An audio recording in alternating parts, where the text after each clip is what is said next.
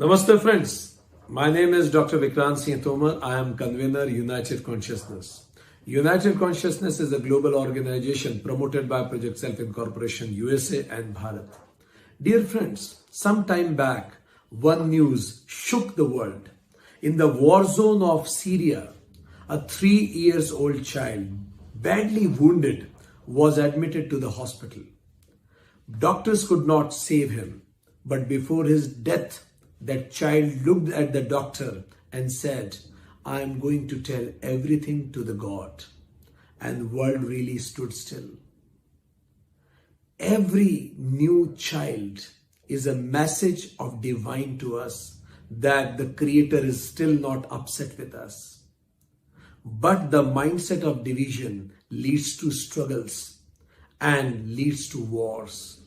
The time has come that we should see oneness beyond these divisions, because we are already one in our worries for our kids. We are one and similar in our concerns for our family. We are one in our pursuit of happiness. We are one in our quest of peace. We are one in our struggle of avoiding pain. We are one in our concern for future. We are one in our consciousness. So dear friends, united consciousness is not the way, it is the only way to save humanity today. It is a way for a new world order. It is a way where united consciousness envisage a new world where education will bring forth the best in everybody. It will liberate people, where the focus of education will be life, not only livelihood. Where in schools, kids will be taught that happiness and peace is the dashboard of life. Where the language of superlatives and comparatives will not be used often. Where economics will talk more about gross domestic happiness rather than gross domestic product. Where war will be taught only in the books of history. Where stress and tension will remain only in the books of physics, not in humanity. Where depression will go back to find its place in the books of economics, not in human psychology. Where nations will be the units of economic development, social and ethnic upliftment, but not the boundaries of human freedom and human expression. Where we share this planet with other species, where we, instead of talking only on democracy, we will be talking on ecocracy, where we will incorporate all the plants, nature, animals, and give them their righteous place, their appropriate place in this planet, where even they are applauded and respected as a being on this planet. So dear friends, the time has come to choose, and there are two choices. One choice is united consciousness, and another is divisive catastrophe. Because we make choices, and finally choices make us. So let's choose wisely. Let's choose love. Let's choose togetherness. Let's choose united consciousness. In order to choose united consciousness and celebrate it, we are organizing on 11th, 12th, 18th and 19th of December a global spiritual fiesta, United Consciousness Conclave 2021. So let's together explore united consciousness with amazing speeches and panel discussion. Experience united consciousness through meditation and yoga, and express united consciousness through dance and music. Around 100 countries will be participating in some or the other delegates or representatives of around 100 countries will be there as spectators or participants in this global program. I welcome all of you to sit back, relax, and enjoy this beautiful journey of united consciousness. I would also like to thank Indian Council of Cultural Relationships to promote this event, to support this event world over. Thank you very much.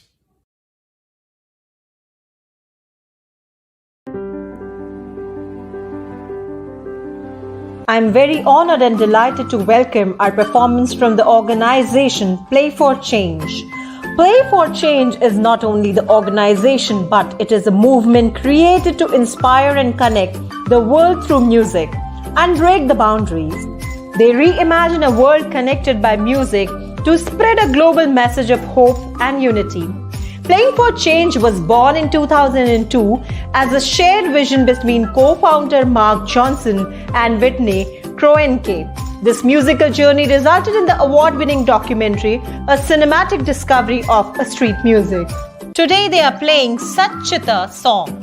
In the group we have Adrian Bruno from Argentina, Afro Reggae Choi from Brazil, Afro Reggae Drum Group from Brazil, Binho from Brazil, Sinsona D. Esses from Brazil, Courtney Bam Dedrick from Jamaica, Enzo Bruno from Argentina, Elo Ferreira from Cape Verde, Luis Conte from Cuba, Martino da Cuca from Brazil, Neol Cyrus from Argentina, Pritinho da Serriha from Brazil, Dr. Janardhan Mitta from India, R. Shruti from India, Ronaldo Popo from Brazil, Rigoberto from Cuba, Sandhavi from India, Sandra Disa from Brazil, Walters from Brazil, and Nino Josel from Spain.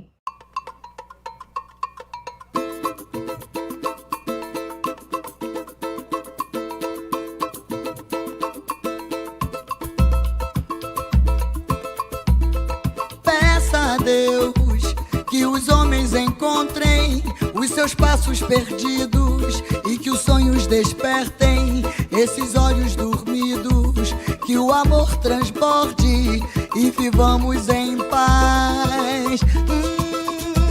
Que os dias terminem com os braços cansados e que a sorte só queira estar ao teu lado. Que a dor não me assombre, nem me cause desvelo. Peça a Deus. Satitaranda para Brahma, Purushottama para Matma, Shri Bhagavati Sameda, Shri Bhagavate Namaha.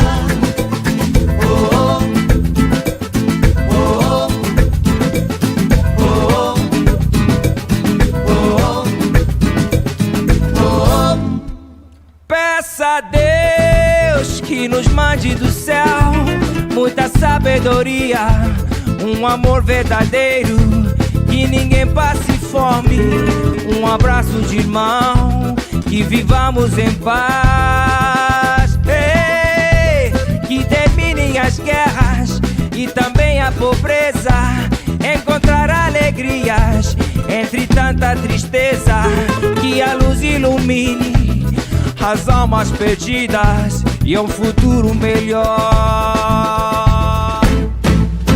Satitaranda para Brahma, Purushottama para Matma, Shri Bhagavati Sameda, Shri Bhagavate Namaha.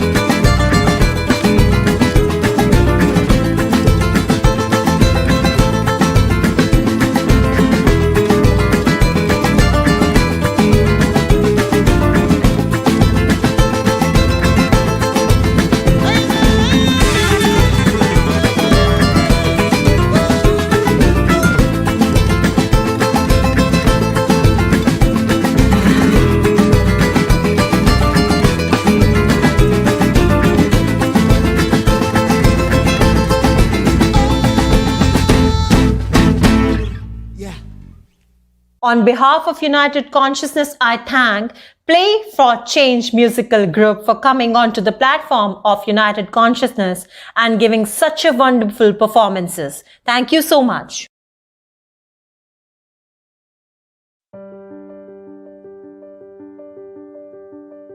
Our next speaker is a versatile personality. He is an acknowledged trainer, academician, scholar, writer, and a management consultant. He has done his doctorate in business management and master's in philosophy. He is a national merit holder in electronics enabled training from Indian Society of Training and Development, New Delhi.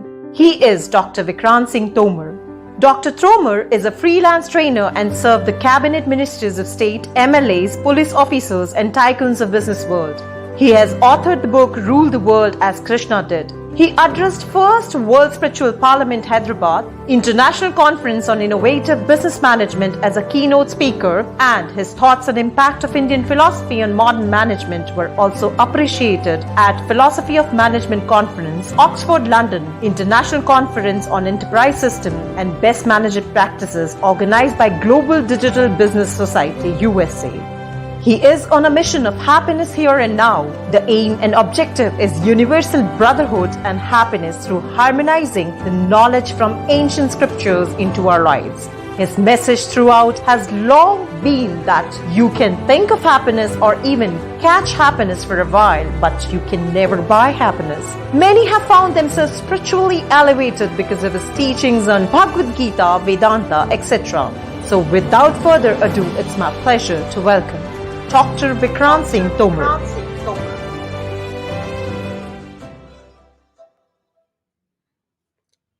Namaste, dear friends. I am supposed to speak on the topic from suffering to supreme. I guess up to my best knowledge. Bhagavad Gita is among the only few scripture, or probably the only scripture in the world, which has called suffering as yoga. Bhagavad Gita starts with Vishad Yoga. Vishad means deep suffering. The first chapter of Gita, deep suffering. Vishad. Yoga means connection with the Supreme. So Vishad Yoga means the yoga of suffering. The art and the science, how suffering can lead to supreme, is taught in Bhagavad Gita. Because suffering is the fact of our world, ever. Look at the world around. The world in Sanskrit is called sansara. Sansar is coming from the word sansarati. Sansarati means the flow, something that flows with the cycle of pleasure and pain. So the world means something that flows in the cycle of pleasure and pain. So in this world, if you look around, there are 4 types of people on the basis of the cycle and their view towards pain and pleasure. Now, while you are listening to this, I request you to think which type you belong to. Listen and then raise your hand if it is your type. Type 1 people, they see both pleasure and pain in the world. They are called indulged. In Sanskrit, they are called sansari. Indulge into the world. They see pleasure and pain both in the world. On Friday, they are in pleasure, weekend. On Monday, they are in pain. If they are appreciated by the boss, they are in pleasure. If they are reprimanded by the boss, they are in pain. If they get promotion in time, they are in pleasure. If promotion got delayed, they are in pain. If their desires got fulfilled, they are in pleasure. If couldn't, they are in pain. For them, life is a roller coaster ride. One day you'll find them very happy, and other than in misery. Two people who loved each other and got married. After 20 years, his friend came to him and asked how your marriage is going on. He said, no problems. Our marriage is based on trust and understanding. And then he elaborated, I don't understand her. She doesn't trust me. So the point is, it's a roller coaster ride. Insecurities of present and future, insecurities of the instruments of securities also. Instrument of security is car. I will purchase car to safeguard myself, but in order to safeguard car, I need to go for insurance also. So this is type 1. Can you connect with it? Think. Now type 2. Type 1 is indulged.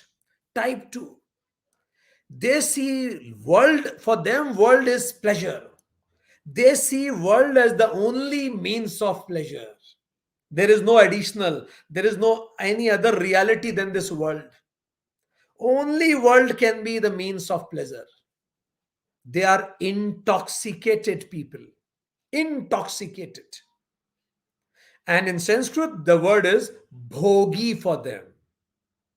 They see world only as a means of pleasure. They remain indulged in something or other throughout their life. When they were kid, it may be toys. Then maybe video games. Then maybe money, sex, name, fame, indulgence, intoxication may vary, but every moment they were intoxicated by something. Type 2. Can you connect? Some of them are intoxicated by earning name, fame, money, and whatnot. Type 3 people now. They see pain in the world behind all the pleasures. They know the truth that these pleasures have underlying pain in it. They are intelligent people. They are viveki in Sanskrit. Viveki, intelligent people. They know that there are two sorrows in life. One, as George Bernard Shaw said, one, not getting what you wanted to get. Second, getting it. So earlier I was crying because I was not getting job, and today I am crying because I'm not getting promotion in the same job. So there are two sorrows of life, not getting and getting what you wanted to get. A teacher was teaching in the class and she asked, what do we need to do in order to go to heaven? One kid replied, do good deeds. Another kid said, help the poor. Another kid said, always speak truth. The last kid stood up and said, we need to die first. In order to go to heaven, you need to die first. And these third type of people, intelligent people, knows that world is misery. Lord Buddha, he started searching for what is the truth. Nanaka, Mahavira, all those people, they know these material objects cannot give you permanent happiness. Type 3, intelligent people. Type 4, they see neither pleasure nor pain in the world.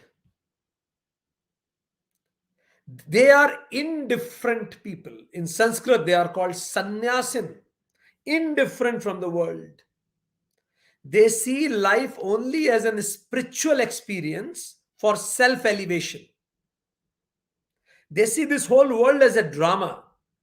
Neither pleasure nor pain. It's just a drama. They remain indifferent.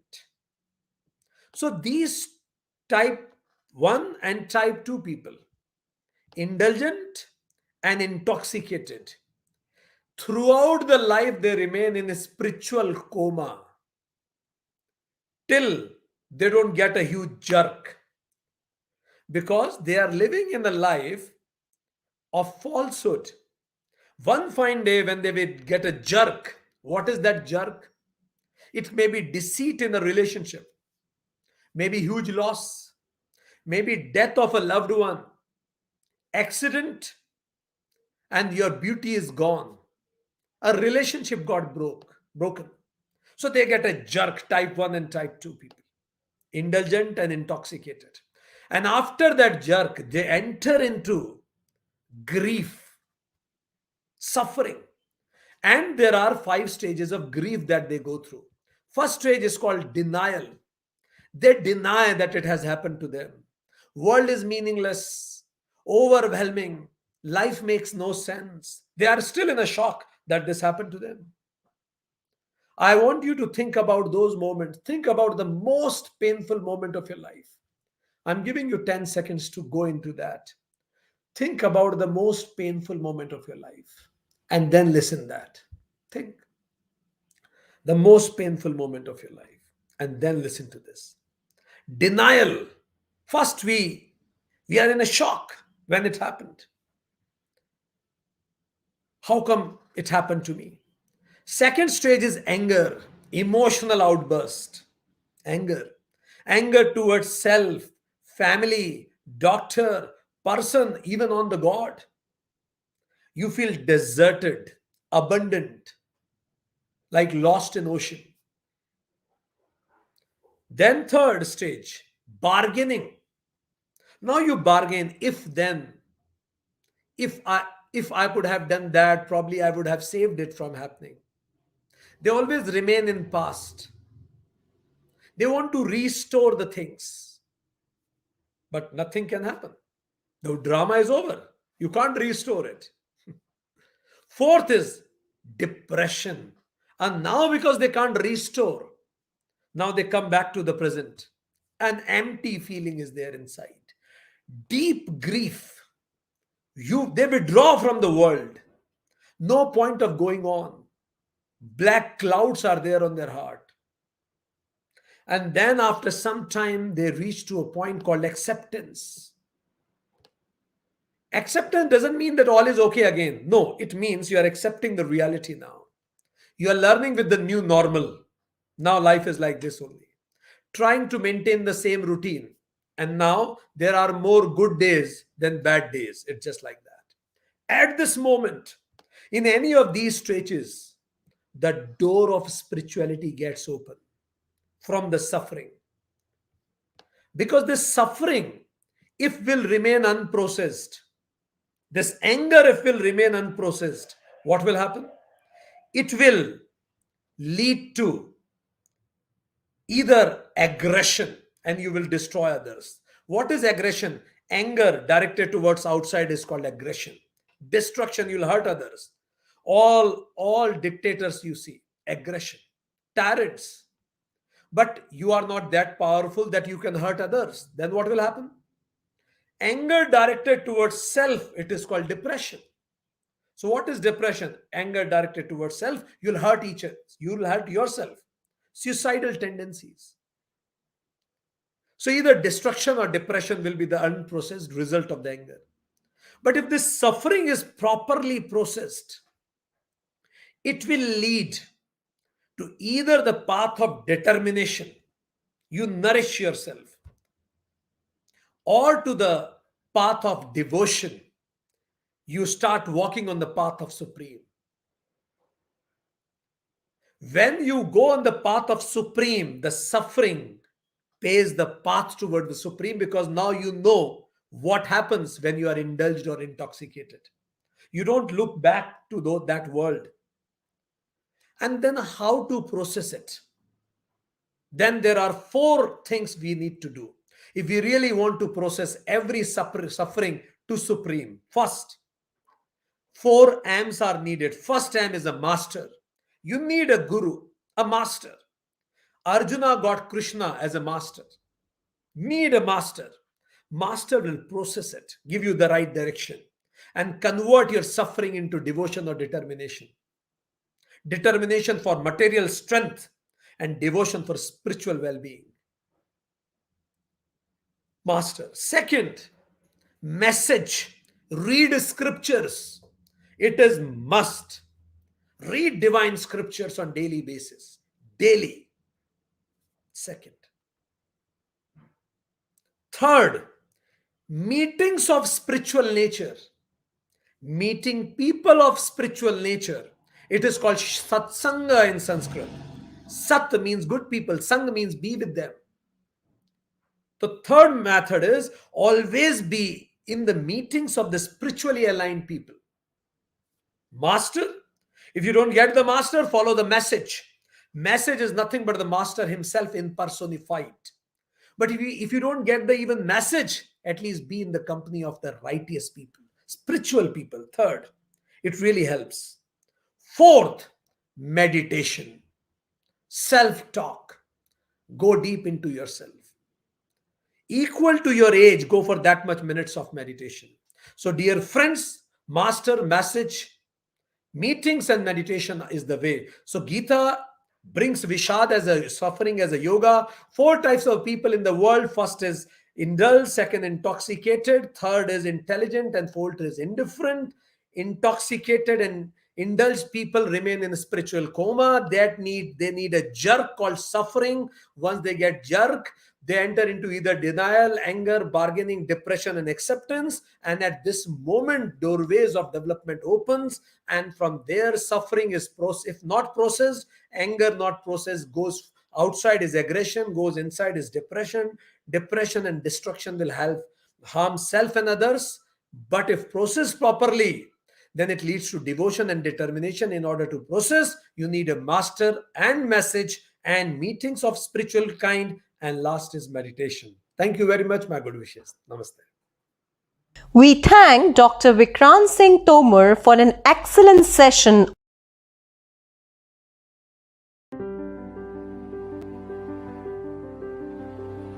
I feel pleasure in welcoming our next guest, who is devoted to assist people to attain better health with the principles of well-being, self-help and self-responsibility.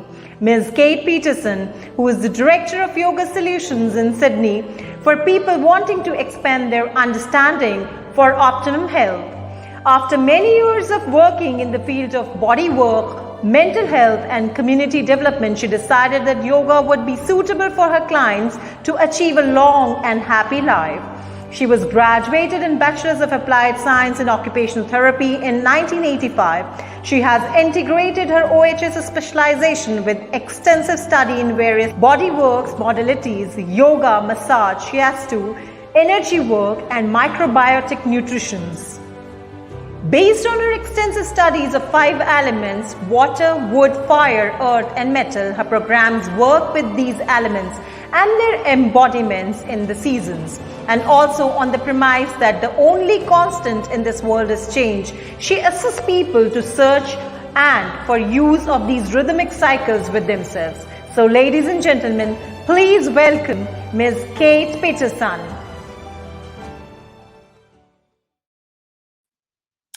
Thank you so much for that beautiful introduction. It was really lovely, and I don't know how you found all that out about me, but thank you. I would first of all love to thank Dr. Vikram Singh Tomar for his wise words. I have always enjoyed talking with him. And as the convener of all that you do, it's really, I want to give deep thanks that we're bringing together a global integrative commission into trying to bring humanity together on this planet. So it's a deep delight to be here and be invited to speak. Before we speak in Australia always, and before we have a meeting always, we do something called acknowledgement to country. So for those of you who are with us today, or this evening in my case, I'd love you to ask you to just close your eyes for a minute and feel yourself wherever you are on this earth, and feel yourself relaxed, lifting your head to the sky and dropping the seed of you to the earth. And please, for a minute, listen to my words and take them personally. I recognize the deep and continuous connection to country of Aboriginal and Torres Strait Island peoples, the first peoples of this nation. In this way, I respectfully acknowledge the Yuin people of this land, this sea, these waterways, and this sky that I speak to you from today. I pay tribute to the elders, past and present, and also I pay deep respect to the collective ancestry that has brought us all here today across the world. It is a privilege to be sharing knowledge on this country, and I hope that all of our words here today and our sharing contributes to true custodianship of this land and the lands where you find yourselves today. And for a moment, with your eyes shut, I ask you to give gratitude to the first peoples of your nation who've looked after the land, seas, waterways, and sky where you find yourself, and to send that love back to the ancestry that has grown and held this land. Thank you. So, what I really love about the work of the Global Integrative Commission and everything that United Consciousness stands for is that I feel very strongly that we're in a time that requires deep healing.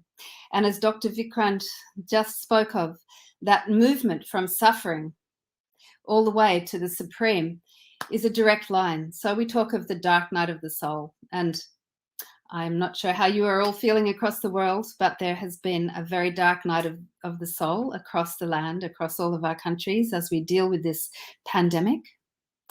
And hopefully this will be what we need to click us in to asking and seeking for the supreme. So as a yogi, I truly put that out there and hope that we, as one body of humanity, can move forwards. So really, at the moment, we don't consider ourselves one body of humanity, which is very sad. We consider ourselves to be all kinds of separated beings. And if we do think about ourselves as a body of humanity, then I suggest that, we've cut off our toes. And then we ask, why are we limping? So for example, at the moment we have 26.4 million people who are not sleeping in the beds they should be tonight, who are refugees in this world and who haven't found safe harbor. And what does that mean about our humanity, that we create this situation? What does it mean that we have the Adani Carmichael mine coming here up into our sacred lands, destroying sacred places in order to put a coal mine in Queensland, in a wilderness area, to cut through our Great Barrier Reef, where all number of creatures, magnificent, beautiful, multicolored creatures live? What does that mean? Why are we doing that to ourselves in order to create a mine that's actually going to contribute 0.5% of the world's carbon footprint over the next few years?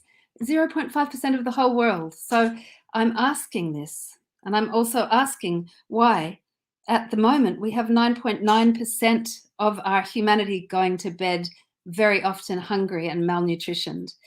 For me, this is not one body of humanity. It's like you're over there and I'm over here. And I give great thanks once again to what we're doing here in the United Consciousness Conclave, bringing together a global integration commission so we can start to look at the 14 ways that we all separate from each other and how we define that. So in this time, in this age, spirituality becomes an essential consideration. It's not about a choice to be spiritual or not.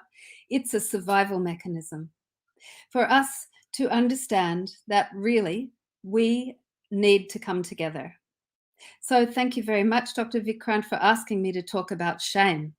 And in that context, I would really like to talk about the root afflictions as a yogi, the kleshas, and the 5 root afflictions, of which one is avidya, ignorance.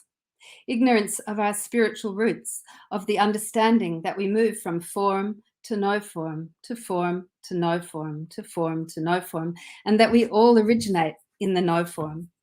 I'm very sorry, it's getting quite dark here and I'm realizing that I'm falling into the evening. So I will just quickly turn on the light. Okay, that's better. Now you can see me. I apologize. All right. So, and talking in that context of spirituality where we're all sharing together, coming to Sangha, which is the 3rd way that we can move, as Dr. Vikrant has so eloquently put, from the situation of suffering into this in understanding of the supreme and acknowledgement of the supreme, that our avidya in the case of shame is a terrible, terrible thing. So that lack of understanding that we have, that we're all from one source, will be our demise unless we get over it. So as yoga teachers, as spiritual teachers in this world, all our attention needs to be focused on helping people lift above the concept of shame. Shame, I guess, I see it as perhaps the mechanism that keeps us feeling less than connected. So all those phrases that we use, shame on you, shame on you, or you should be ashamed, or putting someone to shame, all of those words that we use to ostracize, to move somebody over there. As David Wolfe, the very famous vegan, says, there is no other out there. But we want to believe there is an other because we want to hold ourselves in high esteem. And so by putting other people out there because of their sexual preferences, because of their nationality, because of their religious belief, because of their poverty, etc., allows us to escalate ourselves up the ladder and be higher to God. We think. It doesn't. And in fact, it's a trap. It's a real trap. So, that whole thing of blaming, which leads to shaming, like pointing the finger out there and saying that person did that, therefore this person did this, therefore that.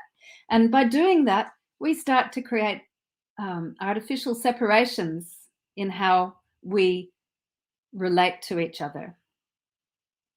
So blame does lead to shame. And for thousands and thousands and thousands of years, our humanity has been guilty of this, really guilty of this. So we are constantly trying to attribute the wrong way of being to other people, not ourselves. It's quite crazy. And, until we understand that we're all one and whilst we continue to perpetrate this, we will never come together. These 14 divides of limited identity, no matter what they are what we need to work on the most. So I am delighted to be here and working on this with you and thinking into it. We all need to take responsibility. That's part of spiritual maturity. Spiritual maturity looks like being able to hold more responsibility. And that looks like being culpable for our own actions and really taking the time to go into that horror show that's inside our own heads where we judge and we continue to judge. So I guess what I want to say is that, the whole thing of keeping that control of each other relates to shame. And there's a beautiful poem that I would like to read. Well, it's beautiful, but it's also very sad. And in this country where I live, in Australia, we've been living with a colonial empire for several hundred years now. Australia's been occupied by that empire, and the original people from this land, the First Nations people, have been held in a real feeling of shame.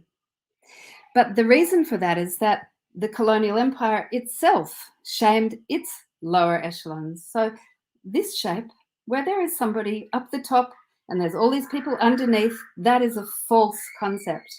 We need to start to think into what we've done, whether it be in our religions, whether it be in our high schools, in our parliament, in our whatever, where somebody up here is at risk of being toppled all the time. It's not a good position to be up the top. It's uncomfortable.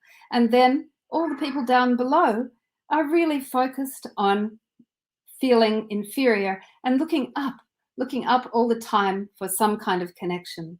So I want to propose a world where we start to lift our wings and where we start to become a mosaic, where everybody understands they have a purpose that's equal to every other person's sense of purpose. And in this kind of world, shame doesn't exist. In this kind of world, we can start to really feel into holding each other and respecting the beauty of each other. So using a poem from Kevin Gilbert regarding shame. This is from Australia, so I'll say it in an Australian accent for those of you that can understand me. And some say shame when we're talking up. and shame for the way we are, and shame because we ain't got a big flash house or a steady job and a car. Some call it shame when our kid dies from colds or from sheer neglect. Shame when we live on the riverbanks while collecting our welfare checks. Shame when we're blind from trachoma. Shame when we're crippled from blights. But I reckon the worst shame is yours. You deny us our human rights. In Australia, we have been denying our First Nations human rights for several hundred years, and I want to propose that that's been happening across this globe, and it's time for us all to take responsibility to move beyond shame. So I want to also just talk about that colonial empire's incursion across the world, where people seen as other were destroyed and their ways of life were destroyed and were shamed. And we're now in the thralls of that shame.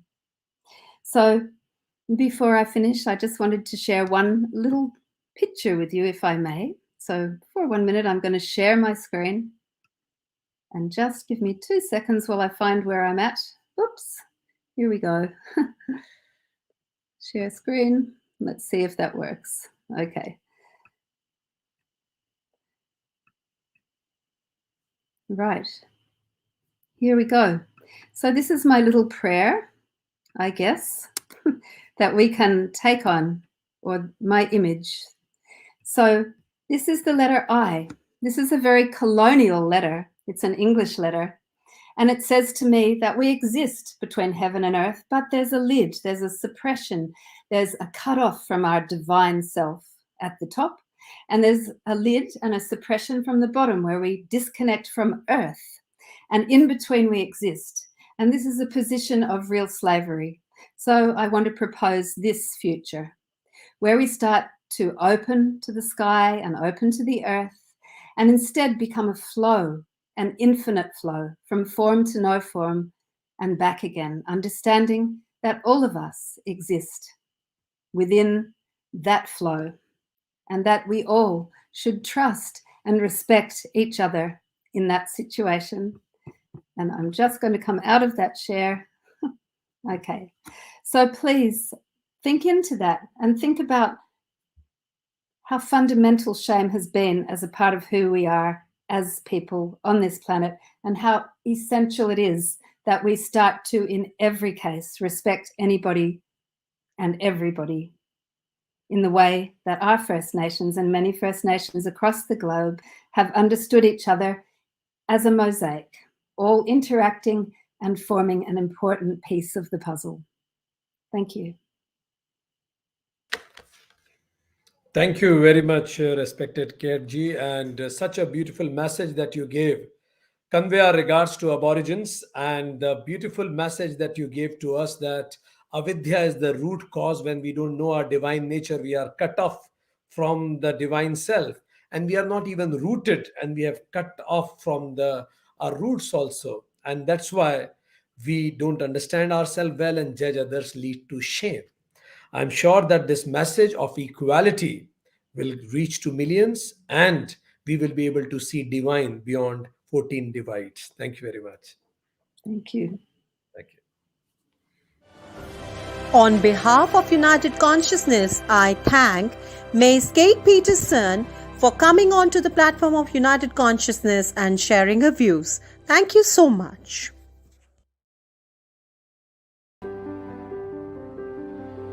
It's my pleasure to introduce and welcome a multi-talented personality, Ms. Lizette Moreno from Israel. She is a freelance yoga therapist and biofeedback therapist. She's offering personalized therapies as a holistic approach combining biofeedback, bioresonance technology together with yoga therapy. On the path to better life quality in performance, full-time teacher at Future Kids in Istanbul, school drama player with 5 years experience in performing art schools with speech bubbles in order to support charities focused on supporting children in education. She has also done her Bachelor's of Arts in English Language. Her therapy session includes a scanning of the body stress, blockages, imbalances in terms of physical, emotional, and mental energies, determining a personalized map and programming focus on your specific needs, balancing the body with yoga, breath, meditation, asanas, and unblocking the energies with biofeedback sessions, helping your body to heal itself naturally. So, ladies and gentlemen, please put your hands together to welcome Miss Lizette Moreno.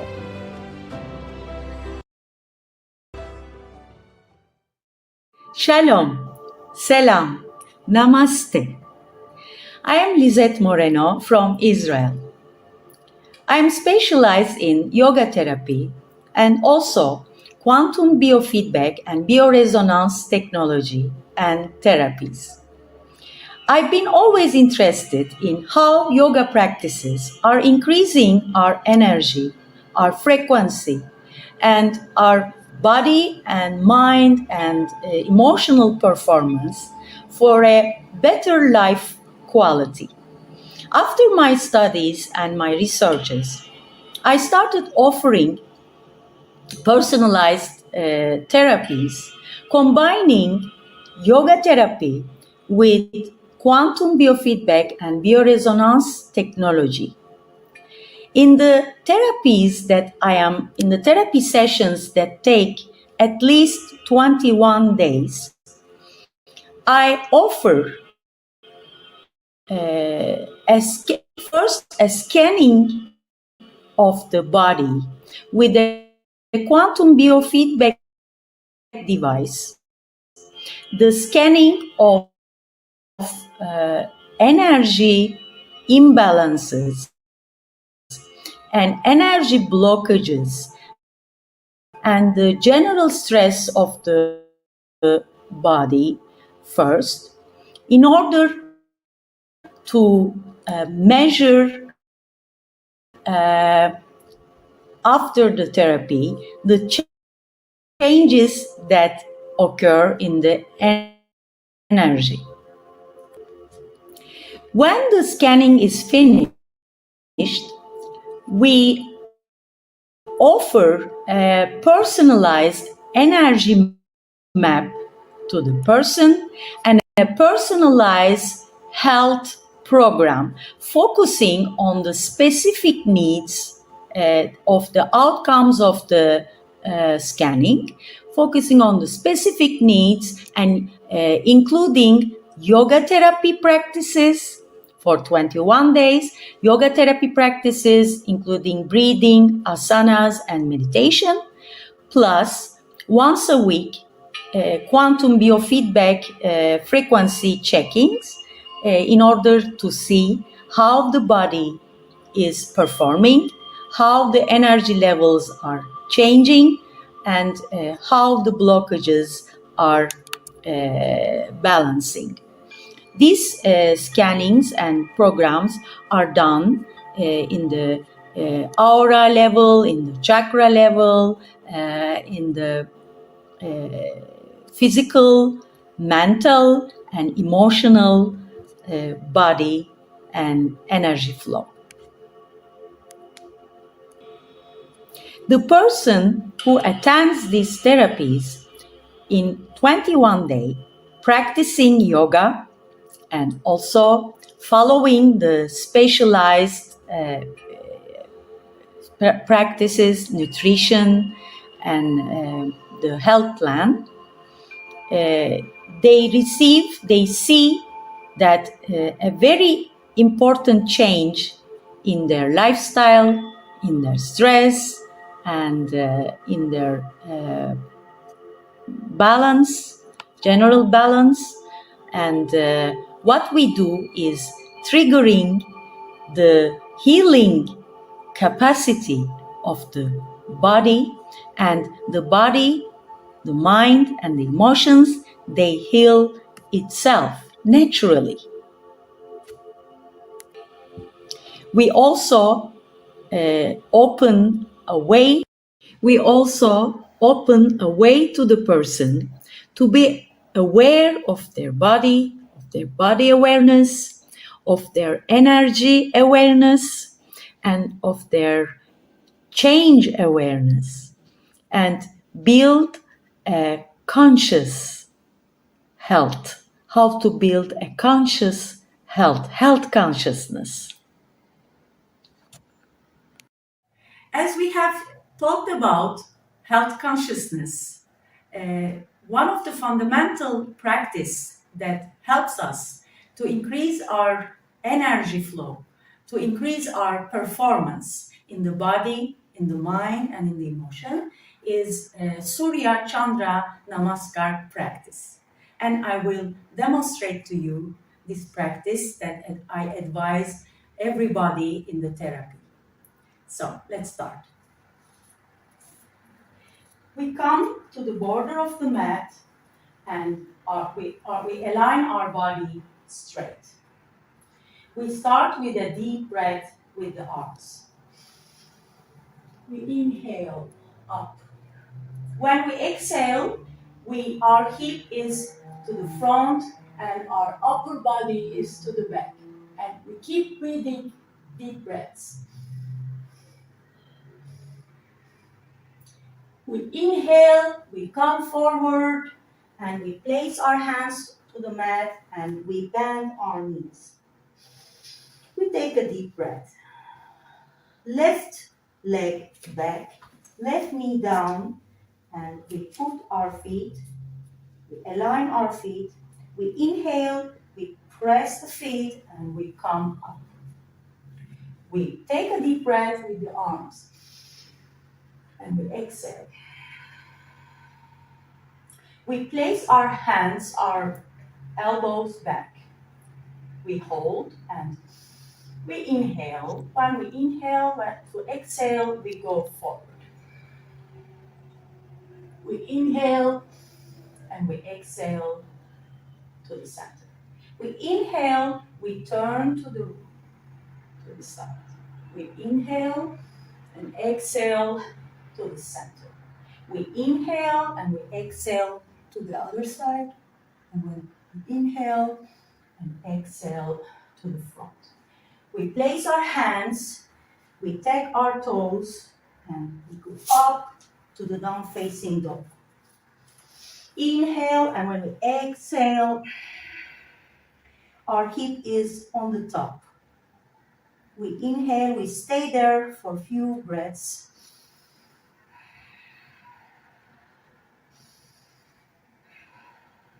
And then we bend our knees, we come down, and we prepare to get to the cobra position.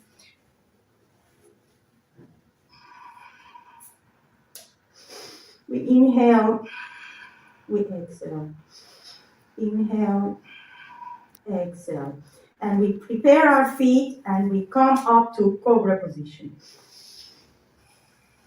We stay there for a few breaths. We feel all the center of the body at our back. We feel the energy flow is increasing. We inhale and we exhale down.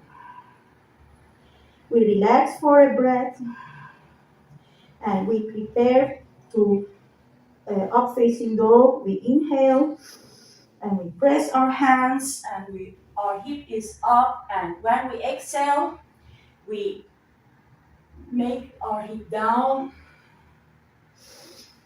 Take deep breaths. Look up. And we come back to the Shashankrasana. We relax. We come up to the down-facing dog again. Inhale and exhale. We relax our neck here. We take deep breaths. And we look forward. We inhale and we exhale. We put our right feet forward and left knee down. And we press and we come up. And we exhale. We put our hands back. Inhale and come forward. Exhale. Inhale back and exhale to the side. Inhale to the center. exhale. Inhale, and when you exhale, to the other side. Inhale, and exhale. We come back to the mountain pose. We inhale and exhale. We inhale and we exhale. And we take a few breaths here.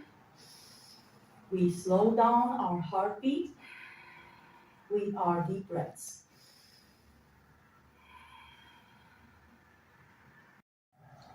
In order to increase our energy and the frequency of the body, first we need to establish balance. So, Surya Chandra Namaskar is firstly establishing the balance in our body with left and right side of the body and with the left and right side of our brain globes. So Surya means sun, and it represents Surya represents the right side of our body, the right brain, and Chandra means moon. Chandra represents the left side of the body, left brain, and also a female energy. So when we practice Surya Chandra Namaskar, we first start to balance our body, and then the flow of left and right, yin and yang, Surya and Chandra, they start to flow, and they start to increase, and our body performance, our mind performance, and are increasing, and our emotions are balanced. So we come to a very natural and high performance state. Thank you for following me in this practice, and namaste. On behalf of United Consciousness, I thank Ms. Lizette Moreno to come onto the platform of United Consciousness. Thank you so much.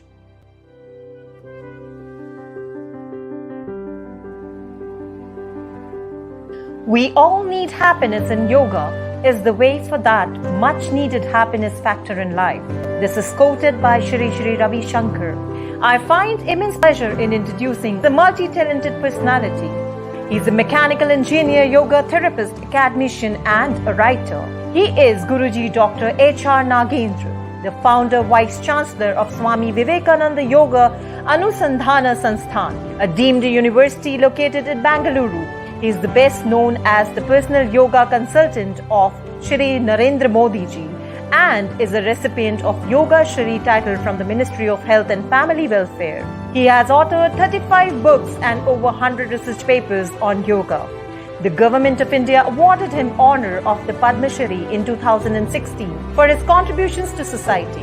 In 1975, he became the National Secretary of Yoga Siksha Vibhag.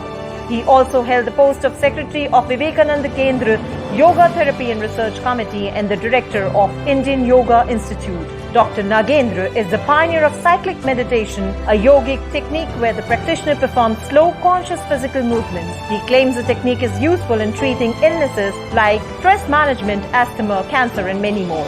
I owe the privilege to welcome Guruji Dr. H.R. Nagendra ji to share his views.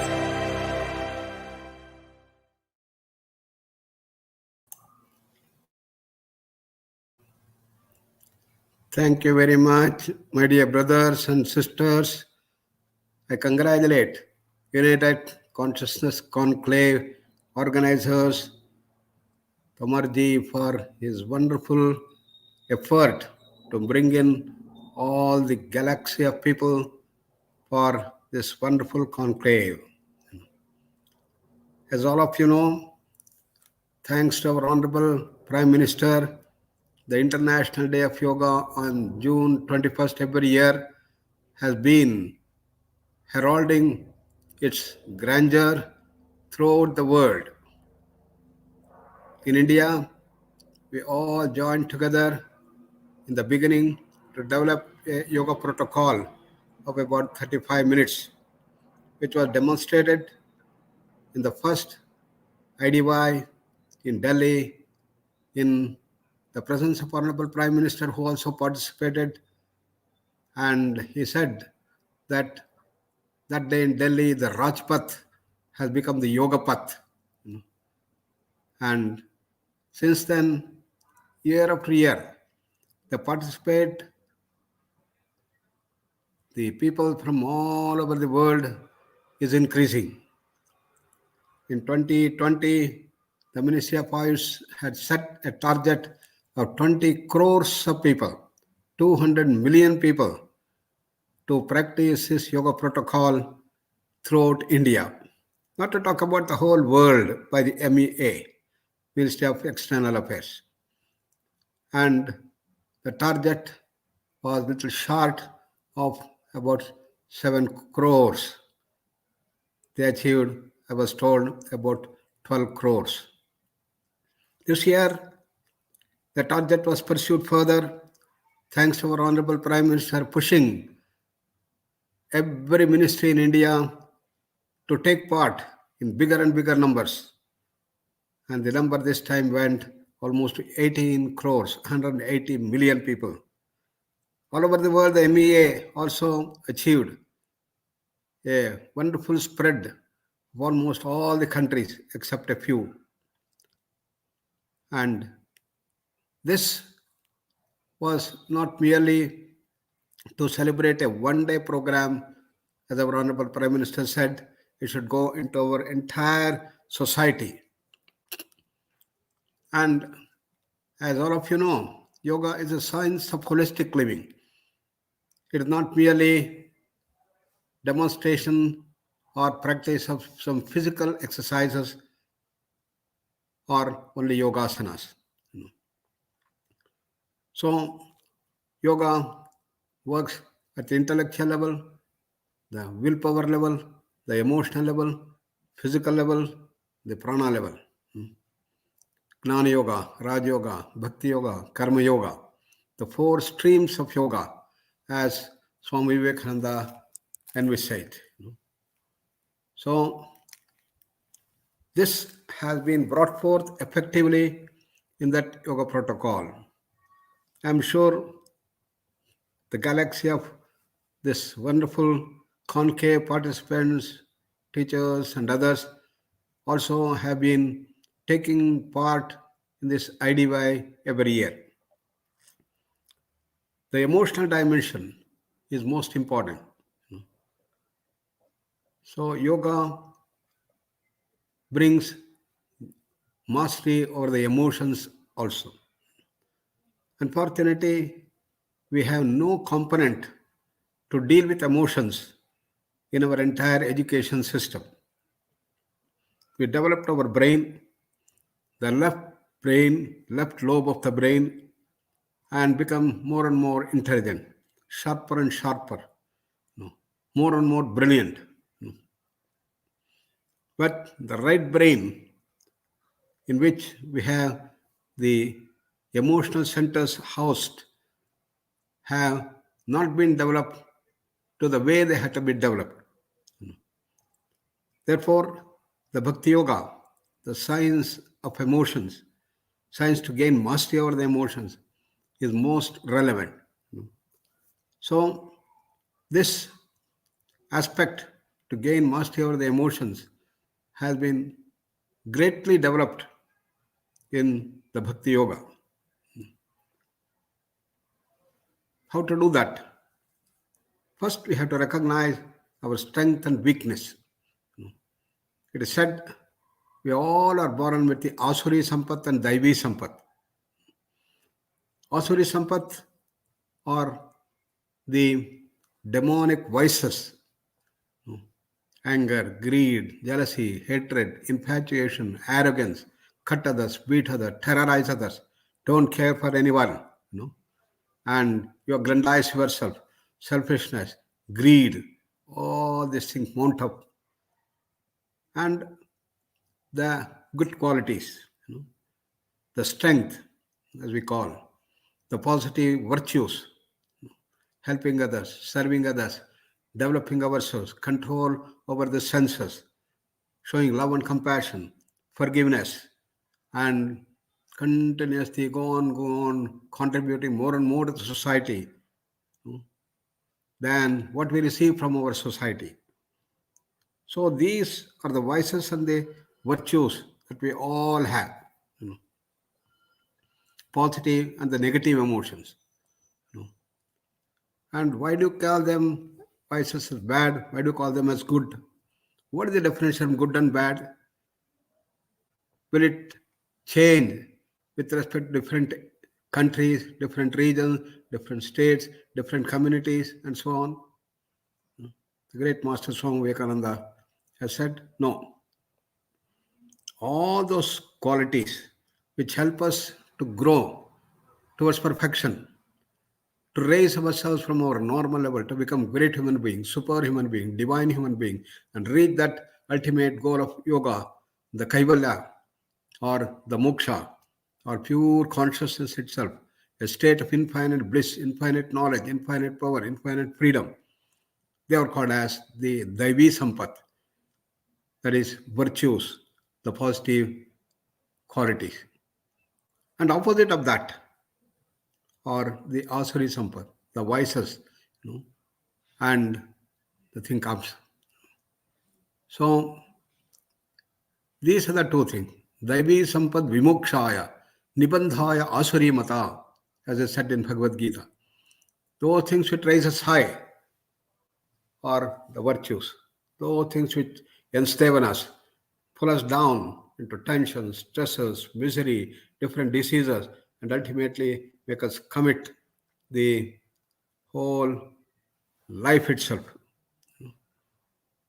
So Swami Vivekananda rightly said, we all have the freedom to go this way or to go the other way.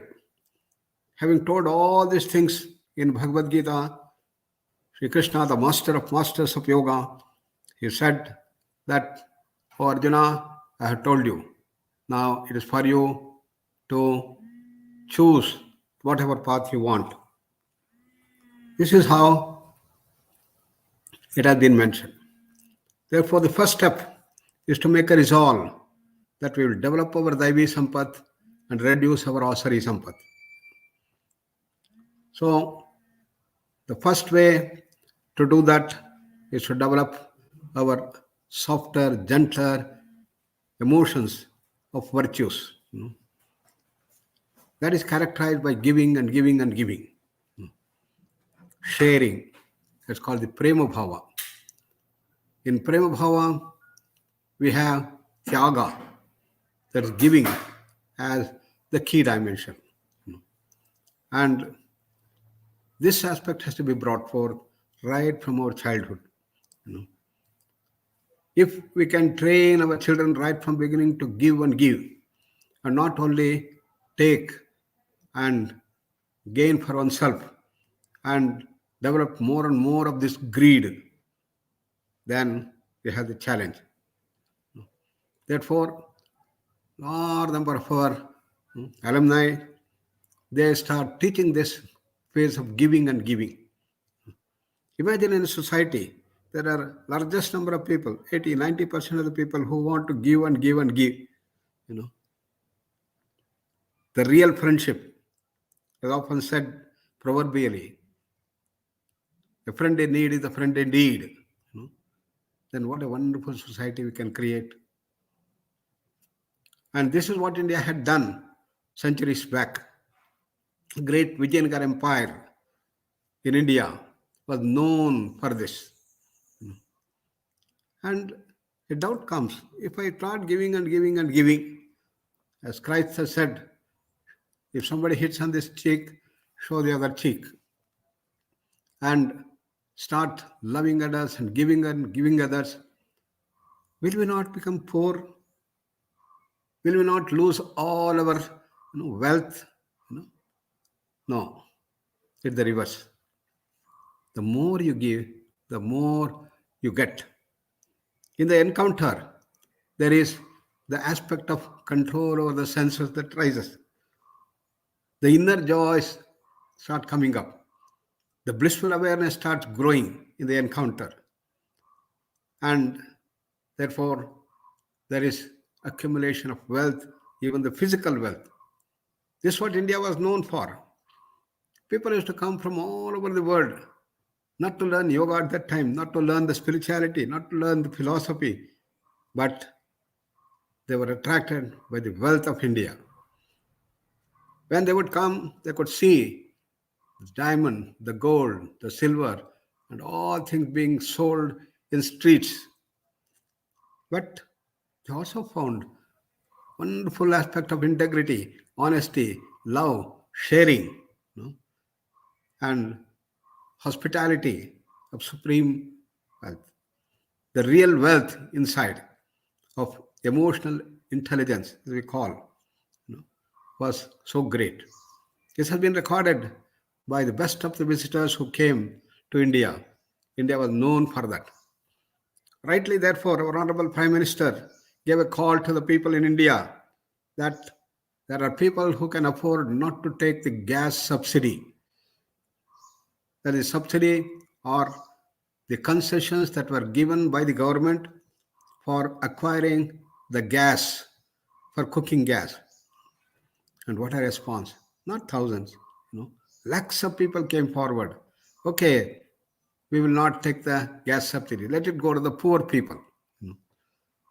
And that is India known for. So this has to be spread the world over. Giving and giving and giving. Every religion talks about this giving.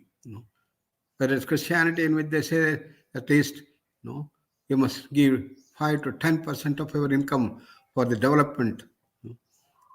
Islam also puts it as a mandate that they have to share quite a bit of their earnings. And in India, it was made so pervasive that at several stages of life, the giving was made compulsory. When a child is born, there's a big celebration and you feed everyone. Then you have the naming ceremony, and goes on and on. 16 Shodash Samskaras. And even when a person dies, there is a ceremony for the Shraddha, in which, apart from burying or cremation, of the 12th day, 11th day, they have to have a big function to feed the maximum number of relatives, friends, and others. This is how the Prema Bhava, the aspect of giving and giving, was knit into our society. So this is the second step. The first step is to recognize the vices and the virtues and make a resolve, I'm going to reduce my vices and develop my virtues.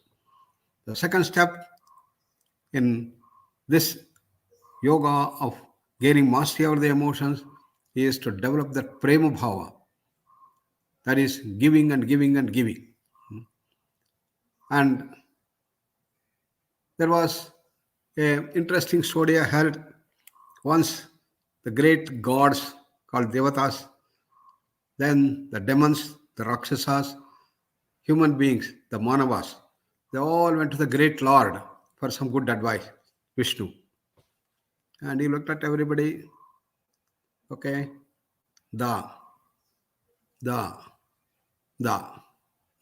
Everybody understood and came. What did the demons or the rakshasas understand? You people have become terrorists. You have so much of cruelty. Cut others, beat others, terrorize others, have been your life. Show love and compassion. Bring it, it's called daya. For the gods and goddesses, he said, you're all rolling in wealth, rolling in comfort, rolling in sense pleasures all the time. So you reduce that, gain control and mastery over your senses. That is the dimension, you have to work on that. So you have Dhamma, control over the senses. For the human beings, you become very selfish. You don't care for others. Start giving and giving and giving. Dana, Daya, Dhamma are the three components of this emotional growth dimension. And this is what has to be done. So does it end there? the next step. You may be giving and giving, but a philanthropic ego can come up. Oh, I'm such a great giver. Therefore, you have to curb that ego. Because ego is constriction. And to curb that is the process of surrender. Surrender is expansion. So the great Swami Vivekananda. So it's a process of expanding our personality. And this is what we have to do, the encounter. And start growing and growing and growing, surrendering. Surrender to any god or goddess that you'll have. Or if you don't like, maybe to your great father, a great mother, or brother, or sister, anybody. Just a minute. I will connect this.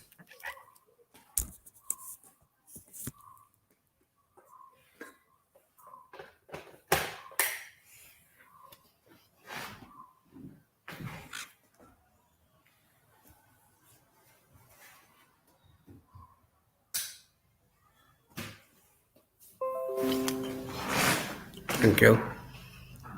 So, you can surrender to anybody, a role model, maybe a professor, maybe a Einstein, maybe an engineer, like Sara Vishweshwaraya, anybody can choose. And then, what is the process of surrender? Surrender is a process of resonance, tuning. You have to tune yourself to your role model of the person, role model of the God that you have chosen, called Ishta Devata. And you imbibe all those qualities. Just as when you tune your radio to BBC, you get all the information from BBC. Tune yourself to a radio, any TV station, the information from there is obvious that it reaches you. This is what we have to do.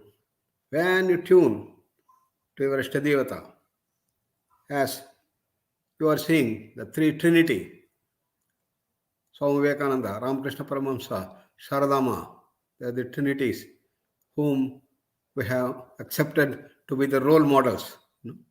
When you start doing that, then you start imbibing all those grand qualities. So every child, every student in our university, schools, we have brought this aspect of surrender. So I remember we have a large number of schools in the northeast sector of our country, Arunachal Pradesh. And in these schools, the children come at the age of 6 and they stay there, residential program. And every day we have the entire process being done. And each one of them will select their Ishtadevata. And when I went and talked to them, each one of them were very, very happily telling me and interacting with me, saying that yes, Hanuman is my Ishtadevata. Hanuman is the embodiment of strength, embodiment of all supernatural powers, embodiment of his great service, embodiment of his tremendous devotion. And I asked, what do you do in that? They said, as Hanuman was doing, to his Lord, Sri Rama. What he was doing, I asked. They said, all the time Hanuman was chanting about Ram, Ram, Ram, his Ishtadevata. And so what do? You always say, Hanuman, Hanuman, Hanuman, Hanuman. We go on chanting loudly and in the mind also. Every day, morning 15 minutes, half an hour. And I said, what was happening when Hanuman was chanting Sri Rama? Ram? Was he chanting only in the mouth or in the throat, the sound is coming? No, sir. His whole body was resonating as one whole. Rom mein Ram Ram ho raha tha. He was telling. I was so happy. Yes, will it happen to you? Yes. When I chant, the whole body is full of Hanuman bhava. That feeling of Hanuman. And this is the wonder that happens. So each one of them had their own Ishtadevata. Some had Christ, some had Lakshmi, Saraswati, Sri Rama, Krishna, and several other things. What a wonderful transformation that comes. So normally we take these people to a hike in the Himalayan mountains, in the foot of hills, we had their schools, and they were all very happy. They're all very strong, And once I also accompanied them, 400 children going to go up the hill. And when this was happening, way back in 1988, then after going a while, 10, 15 minutes, one of the young boys, only 7 years old, he felt very tired and he stood there and called his teacher. Teachers were called Didi, Didi, sisters. And see, today I'm feeling very weak. Today, unfortunately, I had some stomach upset, I had loose motions, so I cannot go any further. I'm too weak. And therefore, you people go and come back. I'll be here praying. And when you come back, I'll join you. But our teachers are very well trained. So she came and told, okay, please come here. She caressed him nicely, Prasad, and said, who is our Ishtadevata? Who is our role model? Why did they? Don't you know that? It is Hanuman. He pulled out his photo and showed. Then, okay, you do your pose of surrender, your pose of resonance on that. And he started closing his eyes and started, Hanuman, Hanuman, Hanuman, Hanuman, Hanuman, went on doing that. 2 minutes, 3 minutes, 5 minutes, 7 minutes, and jumps up and start running up the mountain before anybody reaches, he reaches the flag. This is the power of the aspect of surrender, the bhakti. This has to be inculcated in the children right from beginning. So in all our school education, in our higher education system, this has been made part. And this is how the gaining mastery starts coming up. That is the wonder of the Bhakti Yoga. Ultimately, you realize you are God. You realize you are Ishta Devata. And you become one with that. And that is the growth of what we call Sakshatkara, called realization in its thing. With that, I hope that all of you would choose your Ishta Devata. When I say Ishta Devata, it can be God or Goddess or your role model of the person. And start tuning yourself to the grand virtues, grand qualities that your Ishtadevata has. And once you start tuning yourself, all those qualities slowly percolate into you, and you'll start achieving the heights of what yoga has to do, raising ourselves from normal level to become great human beings, and probably the superhuman beings. And that's the message that we get about the science of emotion culture, to gain mastery over the emotions. So let us put that into all our schools, in our education system, in our teachings, apart from teaching them the asanas, and Surya Namaskar, and mudras, bandhas, kriyas, and maybe different aspects of meditation and others. Let us imbibe in them the emotional intelligence. And it brings such creativity, marvelous. All the children in those schools have become the role model, the budding future of Indian heritage. So thank you all very much for your participation and for giving me this opportunity to share with you some of the ideas of yoga for gaining mastery. Thank you, Vikrant Singh Tomar, for your Thank wonderful you. organization of United Consciousness Play. Thank you, Guruji. We are so honored, and thank you for giving us the path. As Honorable Prime Minister said, Jivan Path should be a Raj Path, and even Jivan Path should become a Yoga Path. And you said that 3 steps in that path. First is to have a resolve to develop divine values and reduce the demonic values in us. And how to proceed. Second step, you said about the culture of giving, and giving will not make you poor, rather it will fill you with inner joy. That emotional prosperity will translate into material prosperity also. For that, we need to have that sanskara of prema bhava. So beautifully you narrated the story of the powerful people should have compassion, wealthy people should have self-control, and every human being should contribute. Daya, Daman, and Dana you mentioned. And third step, you said that is very important. When you do lots of dana and you contribute a lot, it may create a philanthropic ego. And then for that, we need to surrender to a Ishta Devata, maybe a person of your role model, or maybe any god, goddesses. Such a divine message we received from you, step by step. I'm sure, including me, all audience from different parts of the world will follow this path to create a better society. And God willing, in every school, such path will be taught, as you mentioned. Thank you very much, respected Guruji, for always blessing us whenever we require. Thank you. Thank you very much. I owe my thanks to Guruji H.R. Nagendraji for sending his blessings in a message. We are honored and grateful to you, Guruji. Thank you so much. The world needs harmony to promote peace, no matter how diverse we are in our beliefs and faiths. We need tolerance and acceptance. Let's understand and share our common values and build strong interfaith relations. Interfaith unity is the pathway to the future. Let's discuss with our panelists on spirituality and interfaith unity. In this panel, we are privileged to introduce Mr. Stephen Ivanovic. He is a yoga instructor, student of specialist studies at the Faculty of Sports and Physical Education, co-founder and president of Center for Souls and Body in Nixik. From his early teens, he enrolled himself at the International Yoga Academy for the training of yoga instructors at Belgrade.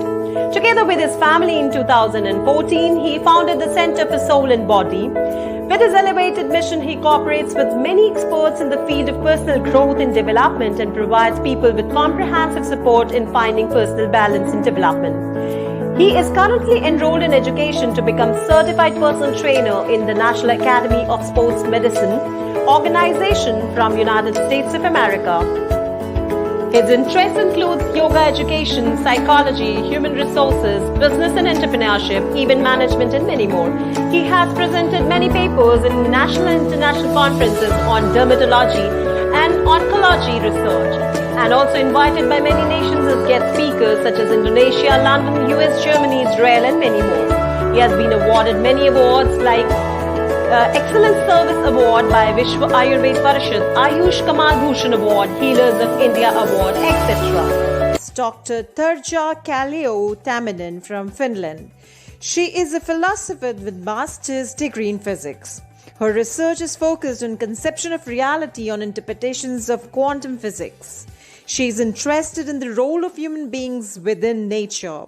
Her firm, Kalpataru, is centered in philosophical practices, yoga, philosophy, and meditation.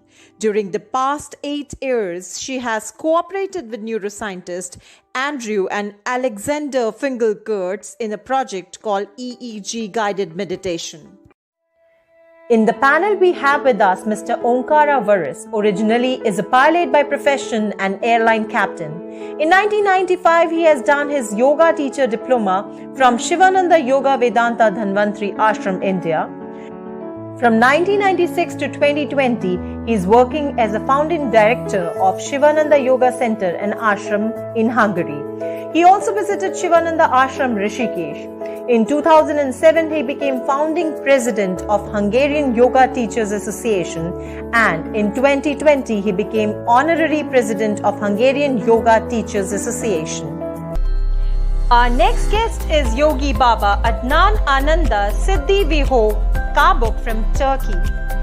The cultural richness of his homeland nourished his soul and his life journey through matching the logical aspects of the Occident with the emotional aspects of the Orient. He attended many training programs and learning yoga from various teachers, healers, gurus and masters all over India and in the Far East. In 1996, he started to teach yoga in Istanbul and founded a yoga school which he named after one of his gurus, Siddha Ashram Yoga Center. He has his ashram in the Taurus Mountains of Alanya and Antalya, Turkey, where he teaches classical spiritual yoga. Other than teacher training programs, he also hosts yoga purification camps in his ashram. He has his autobiography by the name Without Disturbing the Silence, The Life Adventure of a Mesopotamian Yogi, published in 2008. Today's panel discussion will be moderated by Dr. Vikrant Singh Tobur, Convener United Consciousness. Dr. Tomer is an acknowledged trainer, academician, scholar, writer, and a management consultant. He's a freelance trainer and served the cabinet ministers of state, MLAs, police officers, and tycoons of the business world. His aim and objective is universal brotherhood and happiness through harmonizing the knowledge from the ancient scriptures into our lives. So I welcome all our guests for panel discussion. Namaste, respected guests. Namaste, Baba Adnan ji. Namaste, Tarja ji, Stephen ji, Omkara ji. Gratitude for all of you for coming, and dear friends from all parts of the world.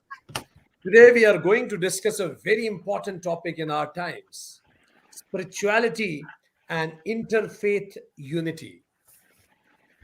As we see, world is volatile and it is boiling today.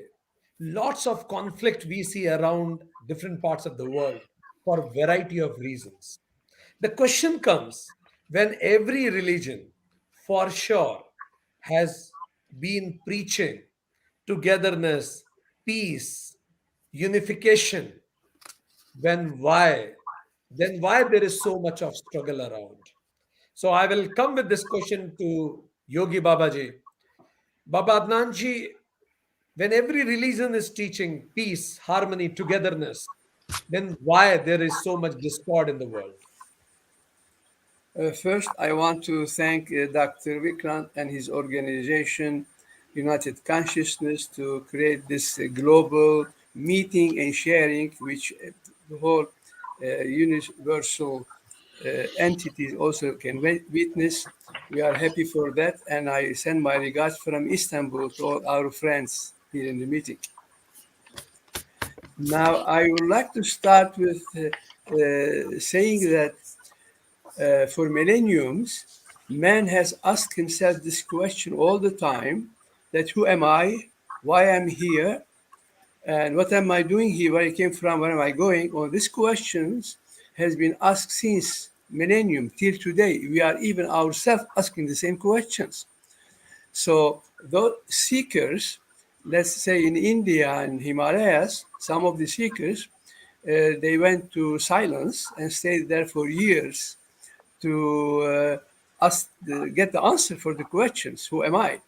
So by the time staying there, not speaking to anybody, because there's nobody to speak, only the animals, the rivers and the nature, they observe the natures and the relation in the nature between the animals and the river and the stone, the insect, all this relation they observe, and they went to thinking about all that and silence for a long time, because they didn't eat much and there was no mind work, because there was nobody to talk and discuss and gossip.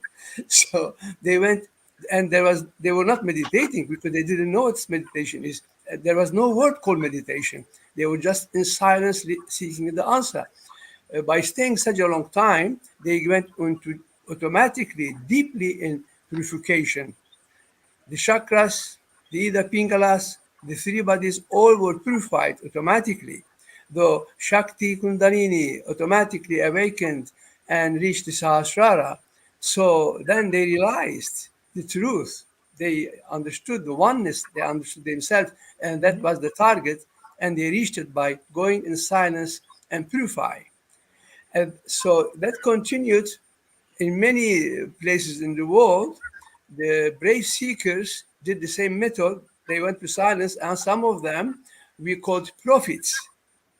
They were great prophets. They were great personalities, very highly enlightened. So they put a system for man to reach a better life with high morality, to understand himself, actually to reach spirituality. That was the meaning, and to feel that the religion is only for himself to awaken, to understand the truth. So they put a system. But by the time, this system, unfortunately, was misused by leaders, politicians, businessmen, to use it to control the society as a power. Now, this, unfortunately, so this is what we are in today. But in religion, the practices were first why the people in the world could not enter the spirituality majority was that they stayed in saguna level, which means they were practicing the religion in visionary, extended, like the external religion, Thank you. sculptures, figures, deities, all that. It was all extended practices of the religion. So they could not reach spirituality. But some of the personalities who managed to enter nirguna level, which is internal seeking, practicing in internal level by meditation, breathing, and sound and mantras, Thank then you. they Thank reach you, Baba spirituality Ji. and get enlightened.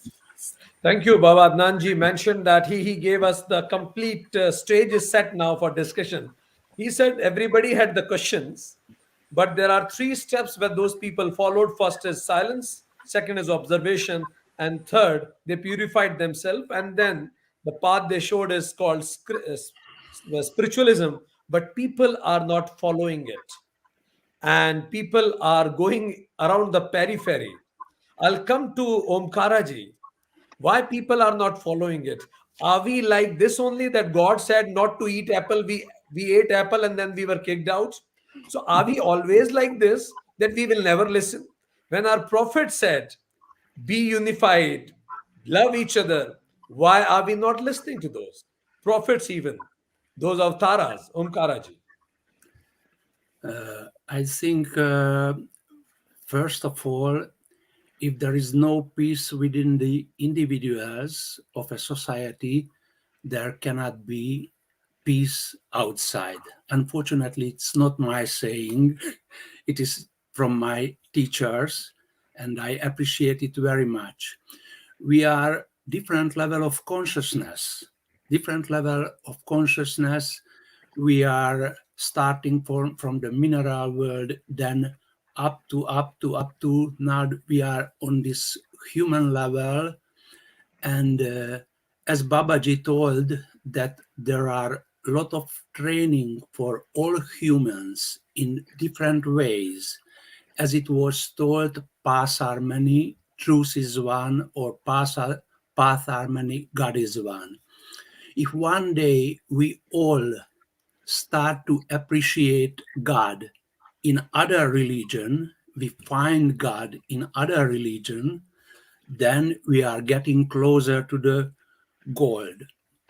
So finally, I emphasize this way to respect the spiritual way of the others. We need to have a clear knowledge that unity in the diversity. So if we try to know each other, if we try to change ourselves, first of all, instead of changing the world, as the great Sufi master in Turkey told, I quote, "Yesterday I was clever, so I wanted to change the world. Today I am wise, so I am changing myself." Perfect, perfect. Omkaraji, beautifully, he said that the responsibility lies in you. If you are peaceful inside, you'll see peace outside. Tarjaji, you have been working with students. Omkaraji said that start that change from yourself. If you are peaceful inside, you'll be peaceful outside. In the colleges, in the universities, what do you see? Are students getting more peaceful than ever before? Or this peace level in the student is declining fast? What is the status? For me, Well, of course, it depends on students, but I guess whoever starts to learn properly will get more peace and become more peaceful and more tolerant and understanding, empathetic towards other people. And of course, it is very important if we want to contribute in creating interfaith unity in this world, which is really full of uh, violence and things we don't like, even if they are happening all the time. But But I myself, more like dealing with students, I feel that I can contribute into interfaith unity by seeking to broaden the scientific worldview. Because quantum physics has showed us that we do not yet know the nature of reality. We are living in much more complex and amazing world than what was believed in the materialistic Newtonian context. And in that context, science and religions, they were often seen as opposites, hostile to each other. But nowadays, quantum physics made us see that man is part of reality, and all our thoughts, feelings, beliefs, they belong to reality and have an effect on its formation. And thus, these issues religions are dealing with, spiritual development, ethics, responsibility, they are extremely important. And we also now understand it in science. Science and religion should not be seen as opponents. Both could be paving way for better understanding of reality and better quality of human life. Thank you very much, Targaji. She said science and sacred are not opposite. They should contribute together in the spiritual development. And in order to develop that thing inside, the person himself has to learn it. We have Stephen G also, he has been working with the students. Stephen G, what is your observation as Tarjaji, Omkarji is giving emphasis that internal peace is important, and for that you need to come closer to the nature of reality. What kind of situation you see in the colleges and the youth today? Are they more peaceful than before, less peaceful than before? What is the status? Well, that's a good question. I would actually start by saying that we need to change ourselves definitely individually. And this is more like an ego problem. Today, it kind of is better in one way, but worse in another way, because there's like so many changes which are accepted. And now it's way easier to accept the change. And we need to accept that there is a change. So we are all different. And our spiritual beliefs are different. And we need to know that spirituality is in one hand and religion is another hand. Spirituality is closely binded to religion, but spirituality as its own can exist without religion itself. So we need to actually understand that there are differences between all of us. And there's actually, my opinion is that religious beliefs should be private thing, maybe even more private than some other things, because like when you signed, I don't know, like the population, and then they ask you like about religion and everything, that should be a private thing, because that's like your connection with the God, whoever the God is. Is it the universe? Is it the Zeus? Is it Jesus? Is it, I don't know, Krishna? I don't know. Like it needs to be your private thing, because that's your inner talking with yourself. And today, with all these differences, when we actually accept a lot of differences, there's also a lot of divisions. So we kind of like we were in some sort of mess, but right now we are in two divisions: total acceptance or total division. And we need to try actually to find that. What's the name? I forgot the name of the theory. Pendulum? Yeah. The center of the pendulum. Okay. Yeah, the pendulum. So like we need to actually find a way to actually to find the balance between the pendulum. Pendulum always needs to move, but just not to move like aggressive like this. So that's my opinion about this. It's really important to find your own spirituality way and to accept everybody else's differences. Thank you. So Stephen G said that religion should remain a private matter. It should be very private. It's my inner talk with the gods, because people, they believe in different gods, and when it is brought to everybody, then it creates differences and leads to divisions. So Babaji, you mentioned about saguna and the nirguna, in form and not in form. Do you feel that gods in form are responsible to break this unity? Because I believe in some different form, you believe in some different form, somebody else believes in different forms. Do you feel that this forms of God is the one of the reason to break the unity? No, of course not. It is about understanding.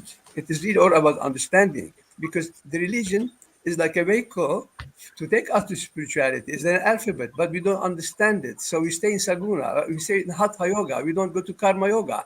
The problem is that just to understand, simply to understand. Stefan mentioned very well, I like what he said, that religion should be very personal and nobody should ask what your religion is. It's just very inner world. And it is like in getting involved, and it's a very rude question, in fact, really. I appreciate that thinking. Now, I think the responsibility of man is should be the first. If I am a man, if I am a human being, what is to be a human being and what is my responsibility? And it's very easy to understand that. You study and say, what's the responsibility of a human being? So if a person can discuss this, study it, he will know what his responsibility is.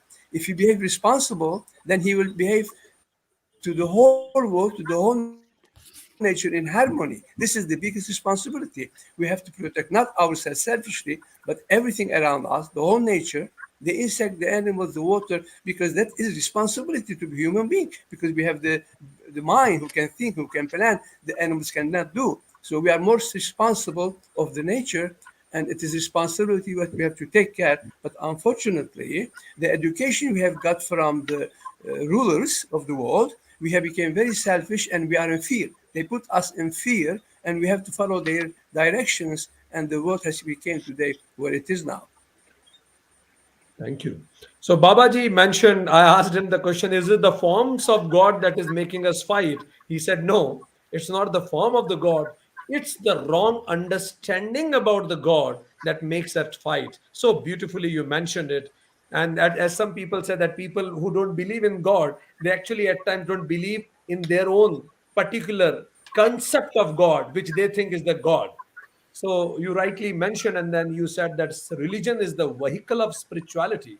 People should be more responsible because we all are connected, material to human, to plant and animal. So this is what Omkaraji also said, that from material kingdom to human kingdom, plant, animal, we all are one. Now, how can I make people realize that we all are one? Look, it is good to listen, but it is difficult to behave. So, when my neighbor is not behaving nicely with me, how can I talk about inter religion unity, inter globe unity, when I don't feel unified with my own neighbor? When he speaks something, I feel irritated. So, leave alone international unity, inter community unity. How can I feel unified under the same roof and with my neighbors? What's your take, Omkaraji? I have two short sentences. Be good, do good. If the whole world keeps these two rules, the whole world will be a better one. But if I am very angry with my neighbor, it is not an easy saying. Really, the first question is not how religious you are. The first question is how good person you are. And if you are a good person, it is independent what kind of religion you follow, or maybe you are an atheist, because if you comply with the rules of neighborhood, there won't be any, how to say, any war. But there are a very big difference between what am I thinking, what am I speaking, and what am I doing? And mostly the problem that we are preaching so beautifully, we are slowly, like an airline captain, flying high above the world. After it, we catch our weapons and continue the daily fight. I appreciate all the religions which keep you continuously in the belief. For example, I appreciate the Muslim, Catholics, every religion. But if you need to remember 5 or 6 days, sorry, if you remember a day 5 or 6 times. Where do you belong? If you understand, then God is not one thing in the world, but the basis of all the things. And if you keep, okay, I do 100 things today, and the 101st is God, then you misunderstand the whole situation.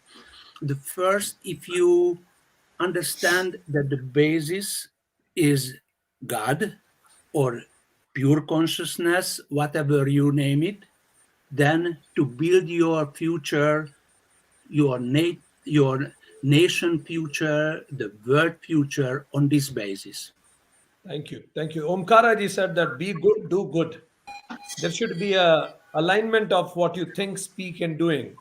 Fine, I'm doing all these things, Tarja ji. I'm being good, I'm doing good, I'm thinking, speaking, everything I'm doing good. But my neighbor, he parks his vehicle at my place and then he honks at times and it irritates me. How can I still feel unified? That disturbs my unity in spite of being good. He is not being nice with me. Now, in that case, how I can think about unity with him? Well, anyway, if I just try my best, it is all I can do and hope that the neighbor thinks in the same way. But sooner or later. Can you come again? Can you come again? What you said? Well, yes, I think I just can do my best and hope that the neighbor also tries his best, really, what he is able to do and whether he's behaving well or not. But it is not my business to blame him. Wow. I just try to tolerate. For Fine, some fine. reason, he has to do what he's now doing. Beautiful. Tarjaji said that be compassionate. He must be having some reasons to behave this way.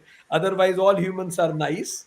And to behave like this is his business. And my business is to keep quiet and self controlled.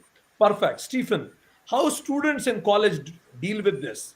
Because why I'm bringing this point is when you talk about interfaith unity, the point remains that interpersonal unity, international unity, the basic points is same. One nation honking on another, Yeah. one neighbor honking on another, one religion honking on another. So it's the same.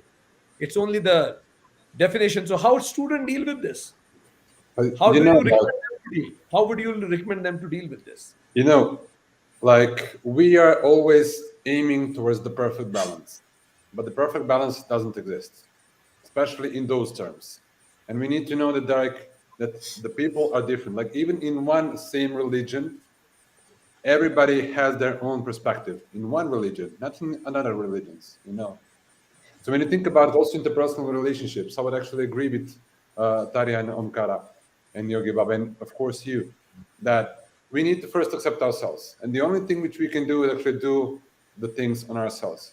We cannot change the neighbor. We cannot change our like closest relatives, our parents, our children, our wives and husbands. We cannot do any of those things. The only thing we can do actually is to accept the things as they are. And I'm going to give you, for example, one example. So I said that when I choose a wife, I'm going to look at her flaws, not good things, but bad things. Because with flaws, I need to grow and I need to live with. And the good things are the ones which are going to actually make me more approachable, like the things which I actually like about her. So that's the same thing for this topic as well. So we need to know that we cannot change other people. We only can accept them. And as soon as we accept them, the thing drops. Like when on the anonymous alcoholics, when you come and say like, hello, I'm Stefan and I'm an alcoholic, the 50% of the problem is already gone because you accept the way the things are. Thank you. Thank you. Stephen mentioned that acceptance is the most key, as Buddhism called it, tathata, things are such. Accept the things which are not changeable and change the things which are changeable. I'll come to Yogi Babaji. Yogi Babaji, world over, is listening us today. I request you to give one tip, very practical, executionable to all the audiences here. You mentioned the importance of taking my own responsibility. From where should I begin? What one thing should I do Okay. to take my own responsibility? How, as an individual, I can contribute in interfaith unity as an individual? Maybe in 2 3 lines, be brief if you can. Okay. First, I should say to everyone that when we have little difficult moment, when we are confused, when we don't know what to do at that moment, we just take few deep breath and exhale very slowly, so we calm our mind to think much healthier first. The second is I will recommend that you go out for everyone. You go out of your house when you have the time to do it. You go out. You either go to hospital or you either go to jail and ask for the director. Is there anybody here who has no one to be visited? And say, I am going to visit this person every week. I will be his brother. And then you every week you go and visit and take him or bring him oranges or bring him whatever he needs and just listen to him and be his brother. That is This is the best anyone can do. And then you will feel after a while, wow, I am so happy. I got peace. I'm in peace in myself. I don't have much problem. I don't have any problem. I didn't know that. Now I know I am peace. Thank you, Babaji. Babaji mentioned take deep breath. It will calm you down and go out of home to hospital, jail, old age, and make some strangers your brothers and contribute in their life, and you'll feel peaceful and happy. This is how you can contribute in world unity. Beautifully, very practical tips you brought, Babaji. Now we'll request Tarja ji also to give us 2 tips, executionable right now. How can I contribute sitting in a village in India in world unity? Simple tools, simple tips that I can do tomorrow onwards. Maybe I will come back to you again, Tarjaji. Maybe Omkaraji would like to answer first, then I'll come to you. Okay. Omkaraji. Yeah. Keep smiling. Ji. Okay, that's what I will try in the village in India. And When I say village in India, I also meant village in Turkey, Hungary, yeah. Montenegro, and even in countryside Finland. Yes, Tarjaji. Yeah, Omkaraji, carry on. You were saying something. I try to emphasize what Yogi Babaji told us, because even in the psychology, it is teaching that what yogis told, that mind and breathing interconnected. It is in the Hatha Yoga Pradipika as well. And if you keep your breathing, if you are very upset and you are controlling your breath immediately, as Yoga Babaji told, that immediately your negative emotions collapsing. Thank you, Babaji. Thank you, Omkaraji. Tarjaji, any quick tips?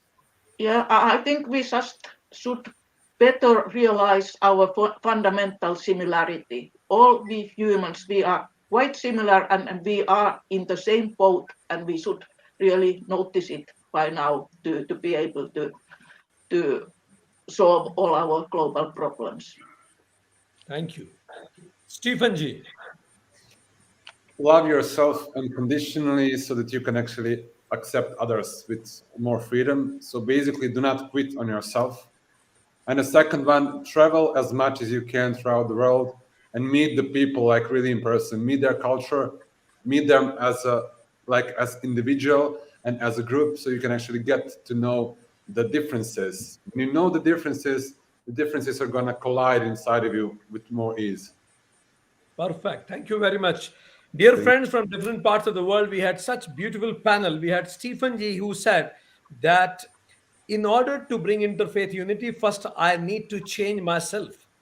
For that, I need to accept myself as I am. And religion should be made a personal matter. It's my inner talk with my own self. It is, because otherwise it will bring differences and that may lead to division. So because there is no perfect balance, and to start with, you may need to accept yourself, change the things which you can change, and accept things which you can't. And how you can contribute in world unity: love yourself first. Second, love yourself unconditionally. because one who can love self unconditionally can love others also, accept others also unconditionally, travel a lot. Not only travel, meet people, see and embrace differences. And this is how you can contribute in world unity. Tarja ji said, she has done lots of research. She said, we need to learn that science has said that science and sacred is coming together in spiritual development. She said that we always need to remember that we are one. Even science has proven our DNA is also almost similar. Even every, I was talking to a quantum physicist, he said there is no religion of atoms. We all are made up of atoms, and atoms have no religion. So the basic basis of us existence, quantum physics also says, is one. And for that, we should remember, you should do your own business. If another person is not nice, it is his business. Learn to tolerate others and be good to everybody. Omkaraji from Shivananda tradition said that you need to have peace inside in order to see peace outside. Never forget, from mineral, plant, animal, human, we have come here. So appreciate others, see God in others and appreciate others' religion. See unity in diversity. Change yourself first, and then you'll see world will automatically be changed. Be good, do good, align your think, speech, and doing. Then only you'll be peaceful inside. Otherwise, there will be turbulence inside. And remember, as Tarjaji also said, where do you actually belong to? Simplest, if you can't do this much, simplest, start smiling. Start smiling at people and everything. Smile to the life, life will start smiling at you. And mind your breath. The breath will automatically control your mind. Then we have Yogi Babaji, who really narrated and set the context for us that the fundamental lingering question has always been, who am I, and for what, why I am here.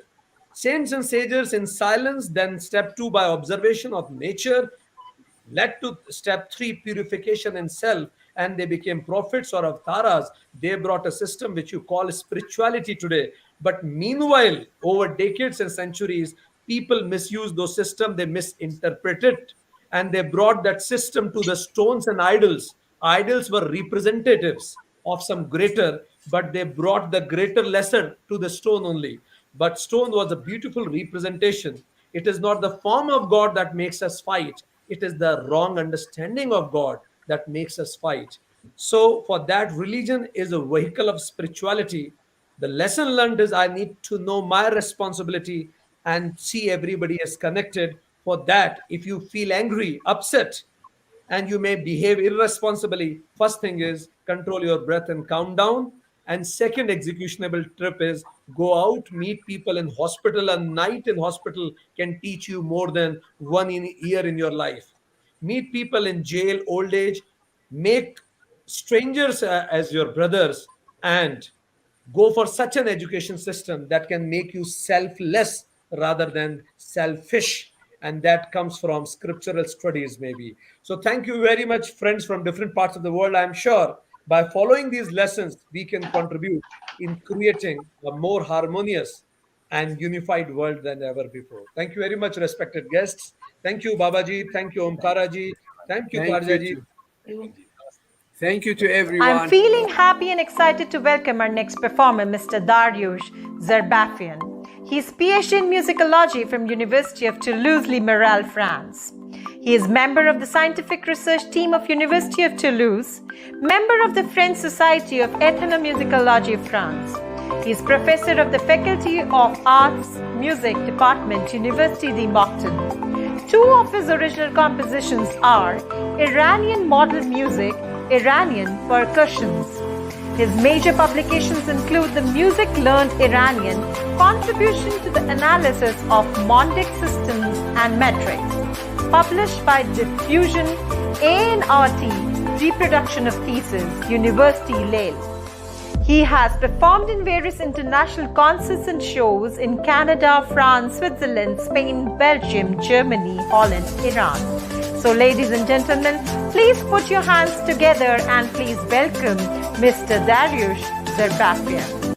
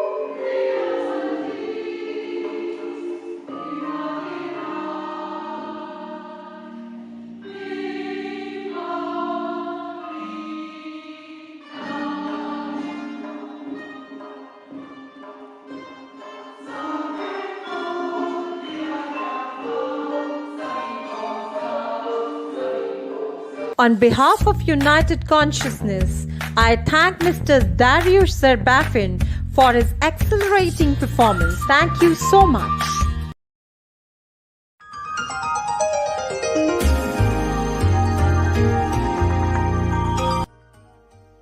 The Bhagavad Gita says, Yoga is the journey of the self, through the self, to the self. Today, we are fortunate to welcome Swami Suryananda Saraswati Ji from Italy. He is the creator and founder of the World Yoga and Ayurvedic Community, president of World Movement for Yoga and Ayurveda of the European Yoga Federation and the C.Y. Surya International School of Yoga and Ayurveda, vice president of the International Yoga Federation of New Delhi, and a founding member of the European Ayurveda Association. He has been practicing and teaching yoga for 52 years.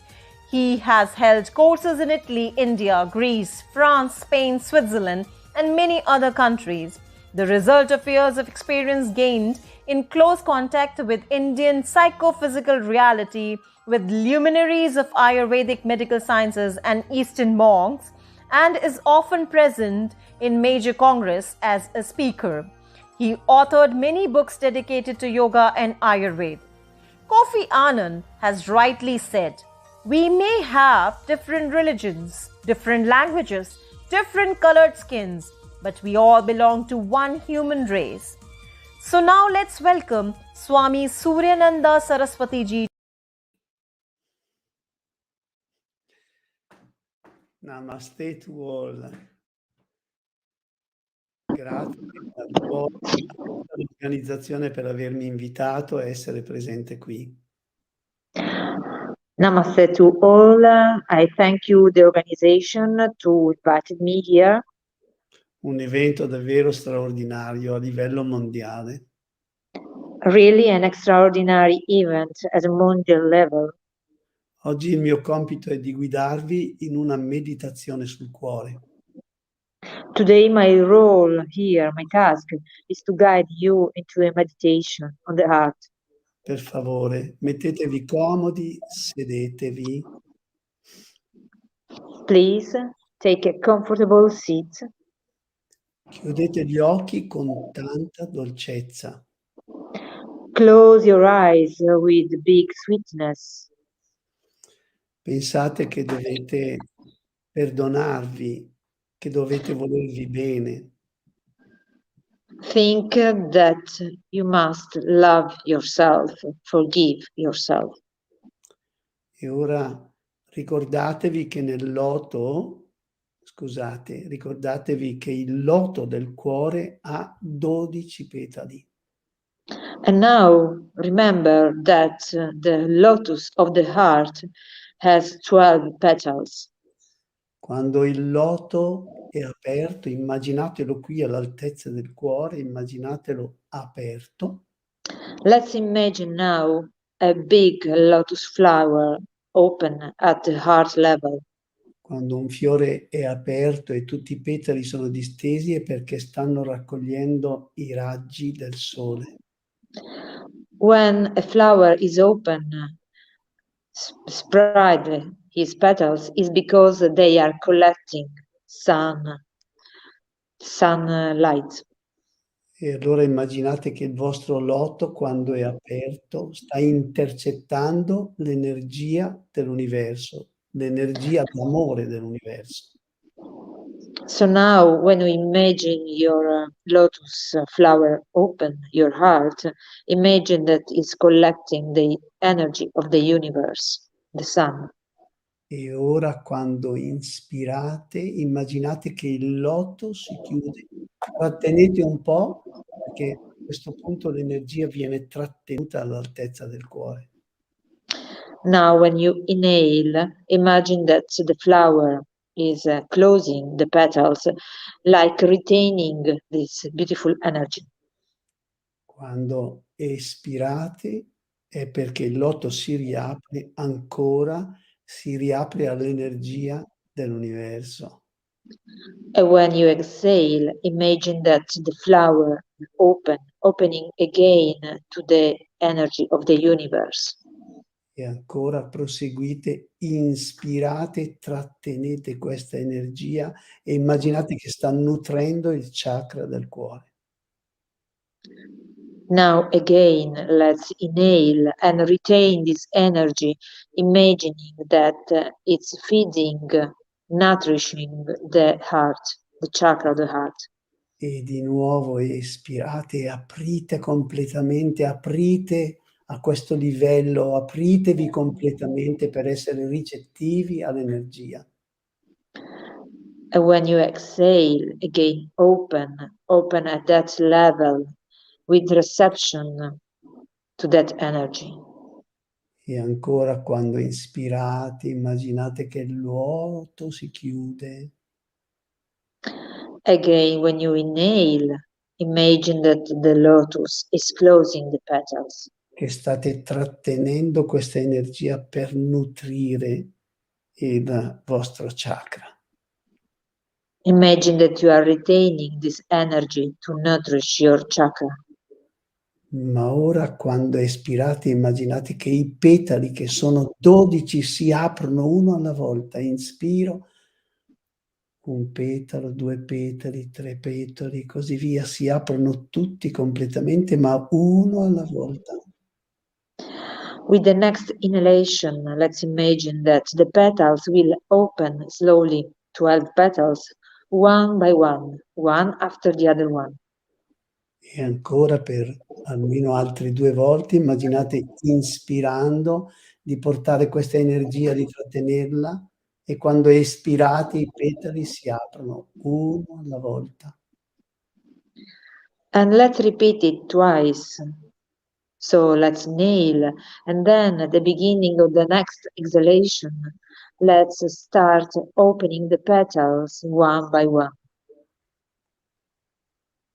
Ripetiamo un'ultima volta, inspiro, trattengo, Antarakumbhaka. Let's repeat, inhale, retain, Antarakumbhaka. Espiro, one by one, the petals open to the energy of the universe. And then again, inhale, inspira, chiudi il loto. Inhale, close the lotus. E ora per ogni petalo che si apra, ripeti una sillaba di questo mantra.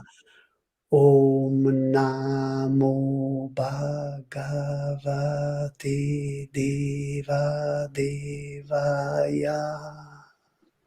Now, let's inhale, and with the next exhalation, for each petals of the lotus, let's repeat one syllable of the mantra. Om Namo Bhagavate Deva Devaya. E ancora inspiro, il loto si chiude, espiro. Om Namo Bhagavate Devaya. Again, let's inhale, and with the next exhalation, one petals by one syllable by one. Un'ultima volta, inspiro, Antara Kumbhaka. Om Namo Bhagavate Devaya. Again, let's repeat, inhale and exhale, one petal by one syllable by one. Ora inspiro, trattengo ed espirando apro solo il primo petalo e dentro di me ripeto più volte amore, amore, amore, amore. Now let's inhale, and with the exhalation, let's open only one petals, repeating more times the word love, love, love. And now again. Inspiro. Inhale. Si apre il secondo petalo e io ripeto dentro di me compassione, compassione, compassione, compassione. Let's open the second petal and let's repeat the word compassion more times. Compassion, compassion, compassion. Inspiro. Inhale. Espiro. Exhale. Dolcezza, dolcezza, dolcezza. Sweetness, sweetness, sweetness. Inspiro. Tolleranza, tolleranza, tolleranza, tolleranza, tolleranza. Inhale. Exhale. Tolerance, tolerance, tolerance. Inspiro, bontà, bontà, bontà, bontà, bontà. Inhale, goodness, goodness, goodness, goodness. Inspiro, bellezza, bellezza, bellezza, bellezza. Inhale, beauty, beauty, beauty. Inspiro, sincerità, sincerità, sincerità, sincerità. Inhale, sincerity, sincerity, sincerity. Inspiro, moderazione, moderazione, moderazione, moderazione. Inhale, moderation, moderation, moderation. Inspiro, rispetto, rispetto, rispetto, rispetto. Inhale, respect, respect, respect. Inspiro, dedizione, dedizione, dedizione, dedizione. Inhale, dedication, dedication, dedication. Inspiro, servizio, servizio, servizio, servizio. Inhale, service, service, service. E ora apriamo l'ultimo petalo perché ogni parola era dedicata all'apertura di un petalo di questo fiore.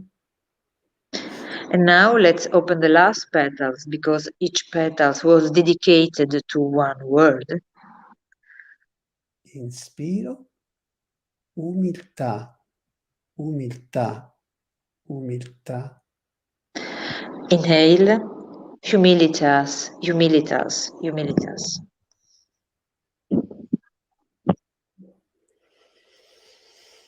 Rimaniamo per qualche secondo con gli occhi chiusi. Let's stay for more seconds with closed eyes.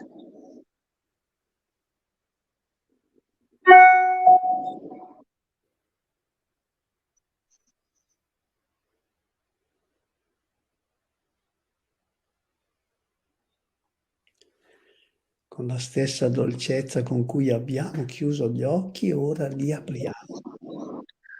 With the same sweetness we use to close the eyes, we open eyes again.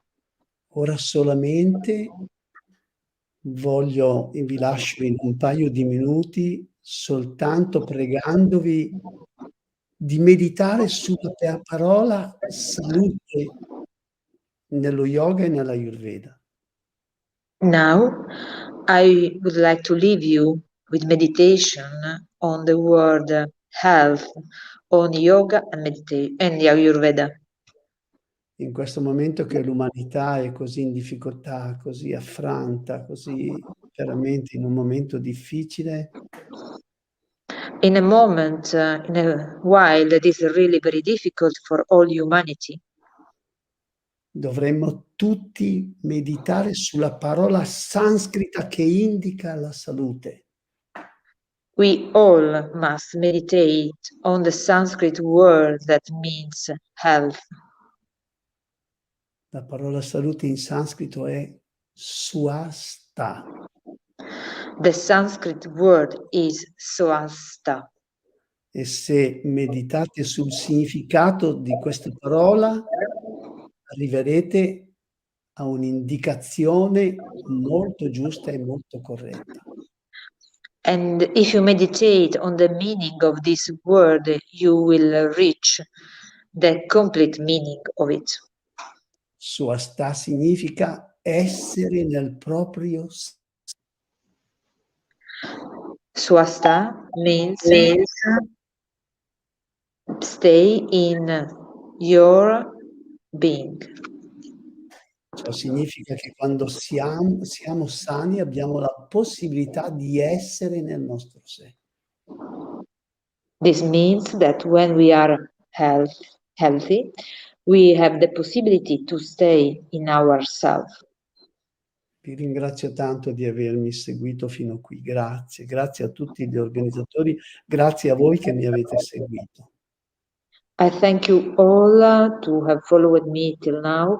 I thank to all the organization. I thank you all participants. Om Sri Gurubhyo Namaha Hari Om. Loka Samasta Sukhino Bhavantu. Om Shanti, Shanti, Shanti.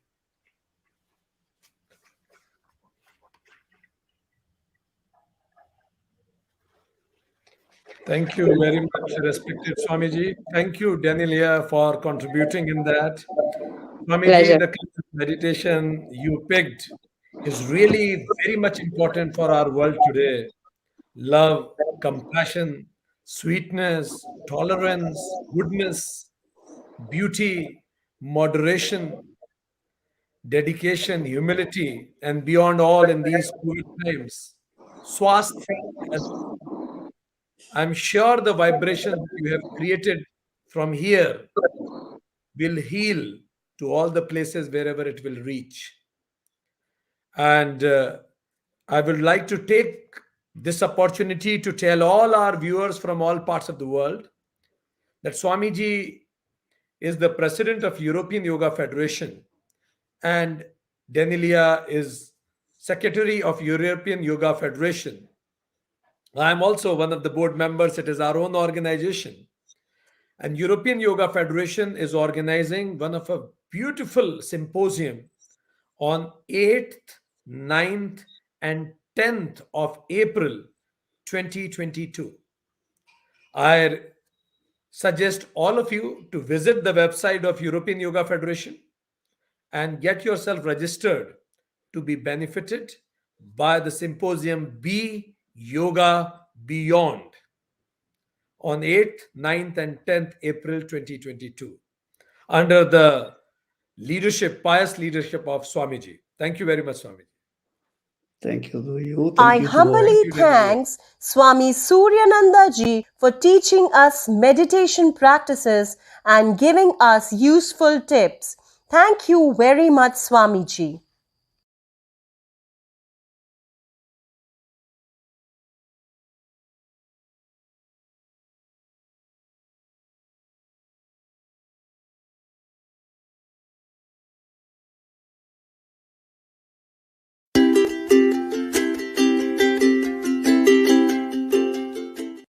Connect, bringing together European yoga teachers and establishing delegates and representatives for each country, considering the social differences in various countries and support the needs, equality regardless of gender, origin, sexual orientation, social class and religion, overcoming dogmatism, fundamentalism to promote universal understanding. Bye.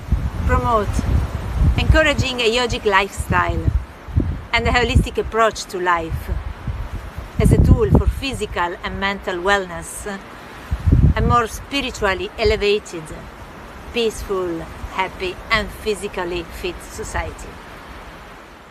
Integrate and unify, integrating science and the art of yogic living, modern knowledges with ancient wisdoms for betterment of the world and global development. Recognizing, accepting and integrating the many different paths that lead to the same final goal, making sure that yoga will maintain its original purpose. Namaste.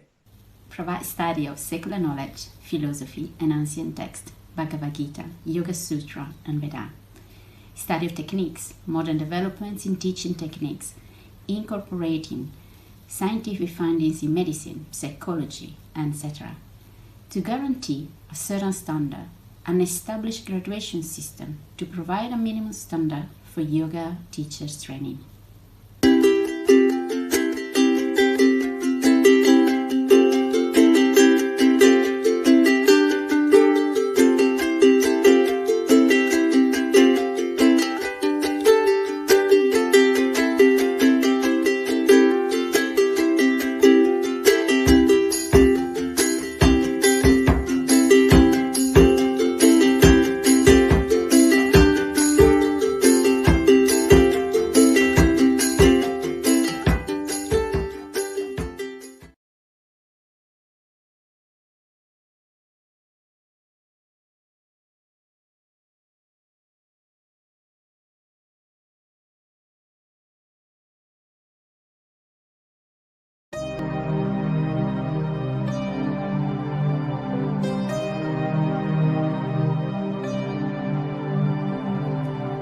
सर्वे भवन्तु सुखिनः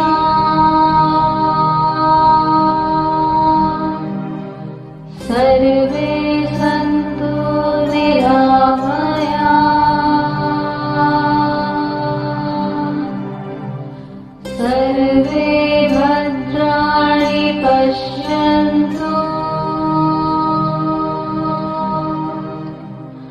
मा कश्चित् दुःखभाग् भवेत्।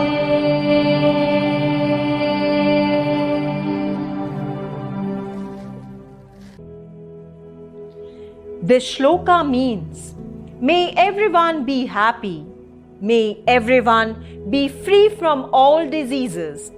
May everyone see goodness and auspiciousness in everything.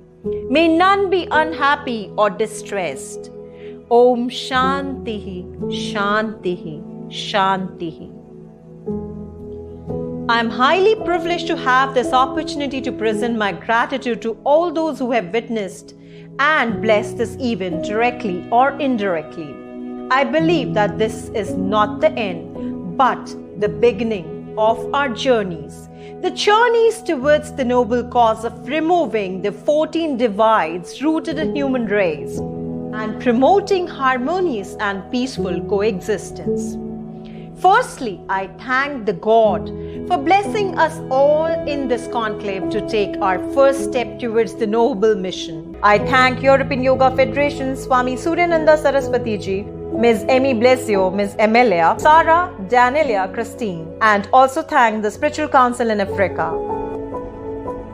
I owe my heartfelt thanks to our wonderful speakers, Dr. Vikrant Singh Tomar, Ms. Kate Peterson, Dr. H.R. Nagendra, for sparing their valuable time for this event. I am thankful to our esteemed panelists, Ms. Tarja Helena Maria, Yogi Baba Adnan, Mr. Stephen Evanvok, Mr. Omkara Varis. I also thank our yoga expert, Ms. Lizette Moreno, and meditation expert, Swami Suryananda Saraswati Ji. I am very grateful to our wonderful performers, Mr. Dariush Zabafian, Ms. Tenen Kwang, and Play for Change musical group.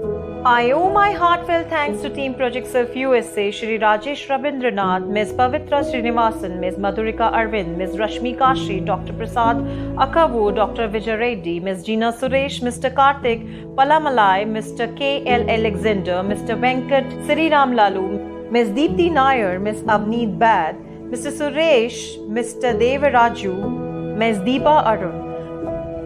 I thank Team Project Self Bharat, Dr. Vikrant Singh Tomar, Dr. Shweta Tomar, Aditi Meghna Mausan Prachi, Mr. J.S. Juneja, Dr. Paramji Juneja, Rishi Vishalji Arnav, Aditya Ashwin, Rati Dharmendra Ji, Uday, Pooja Ji, Bharti Ji, Dipti Ji, Amrish Ji, Mrinalini Ji, Khushbu Ji, Jimmy Ji, Mr. Sanjay Rajput, Ms. Simran Reel.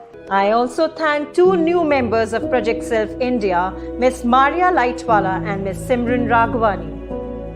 I am very much thankful to our wonderful audience and all the visible and invisible sources blessing us.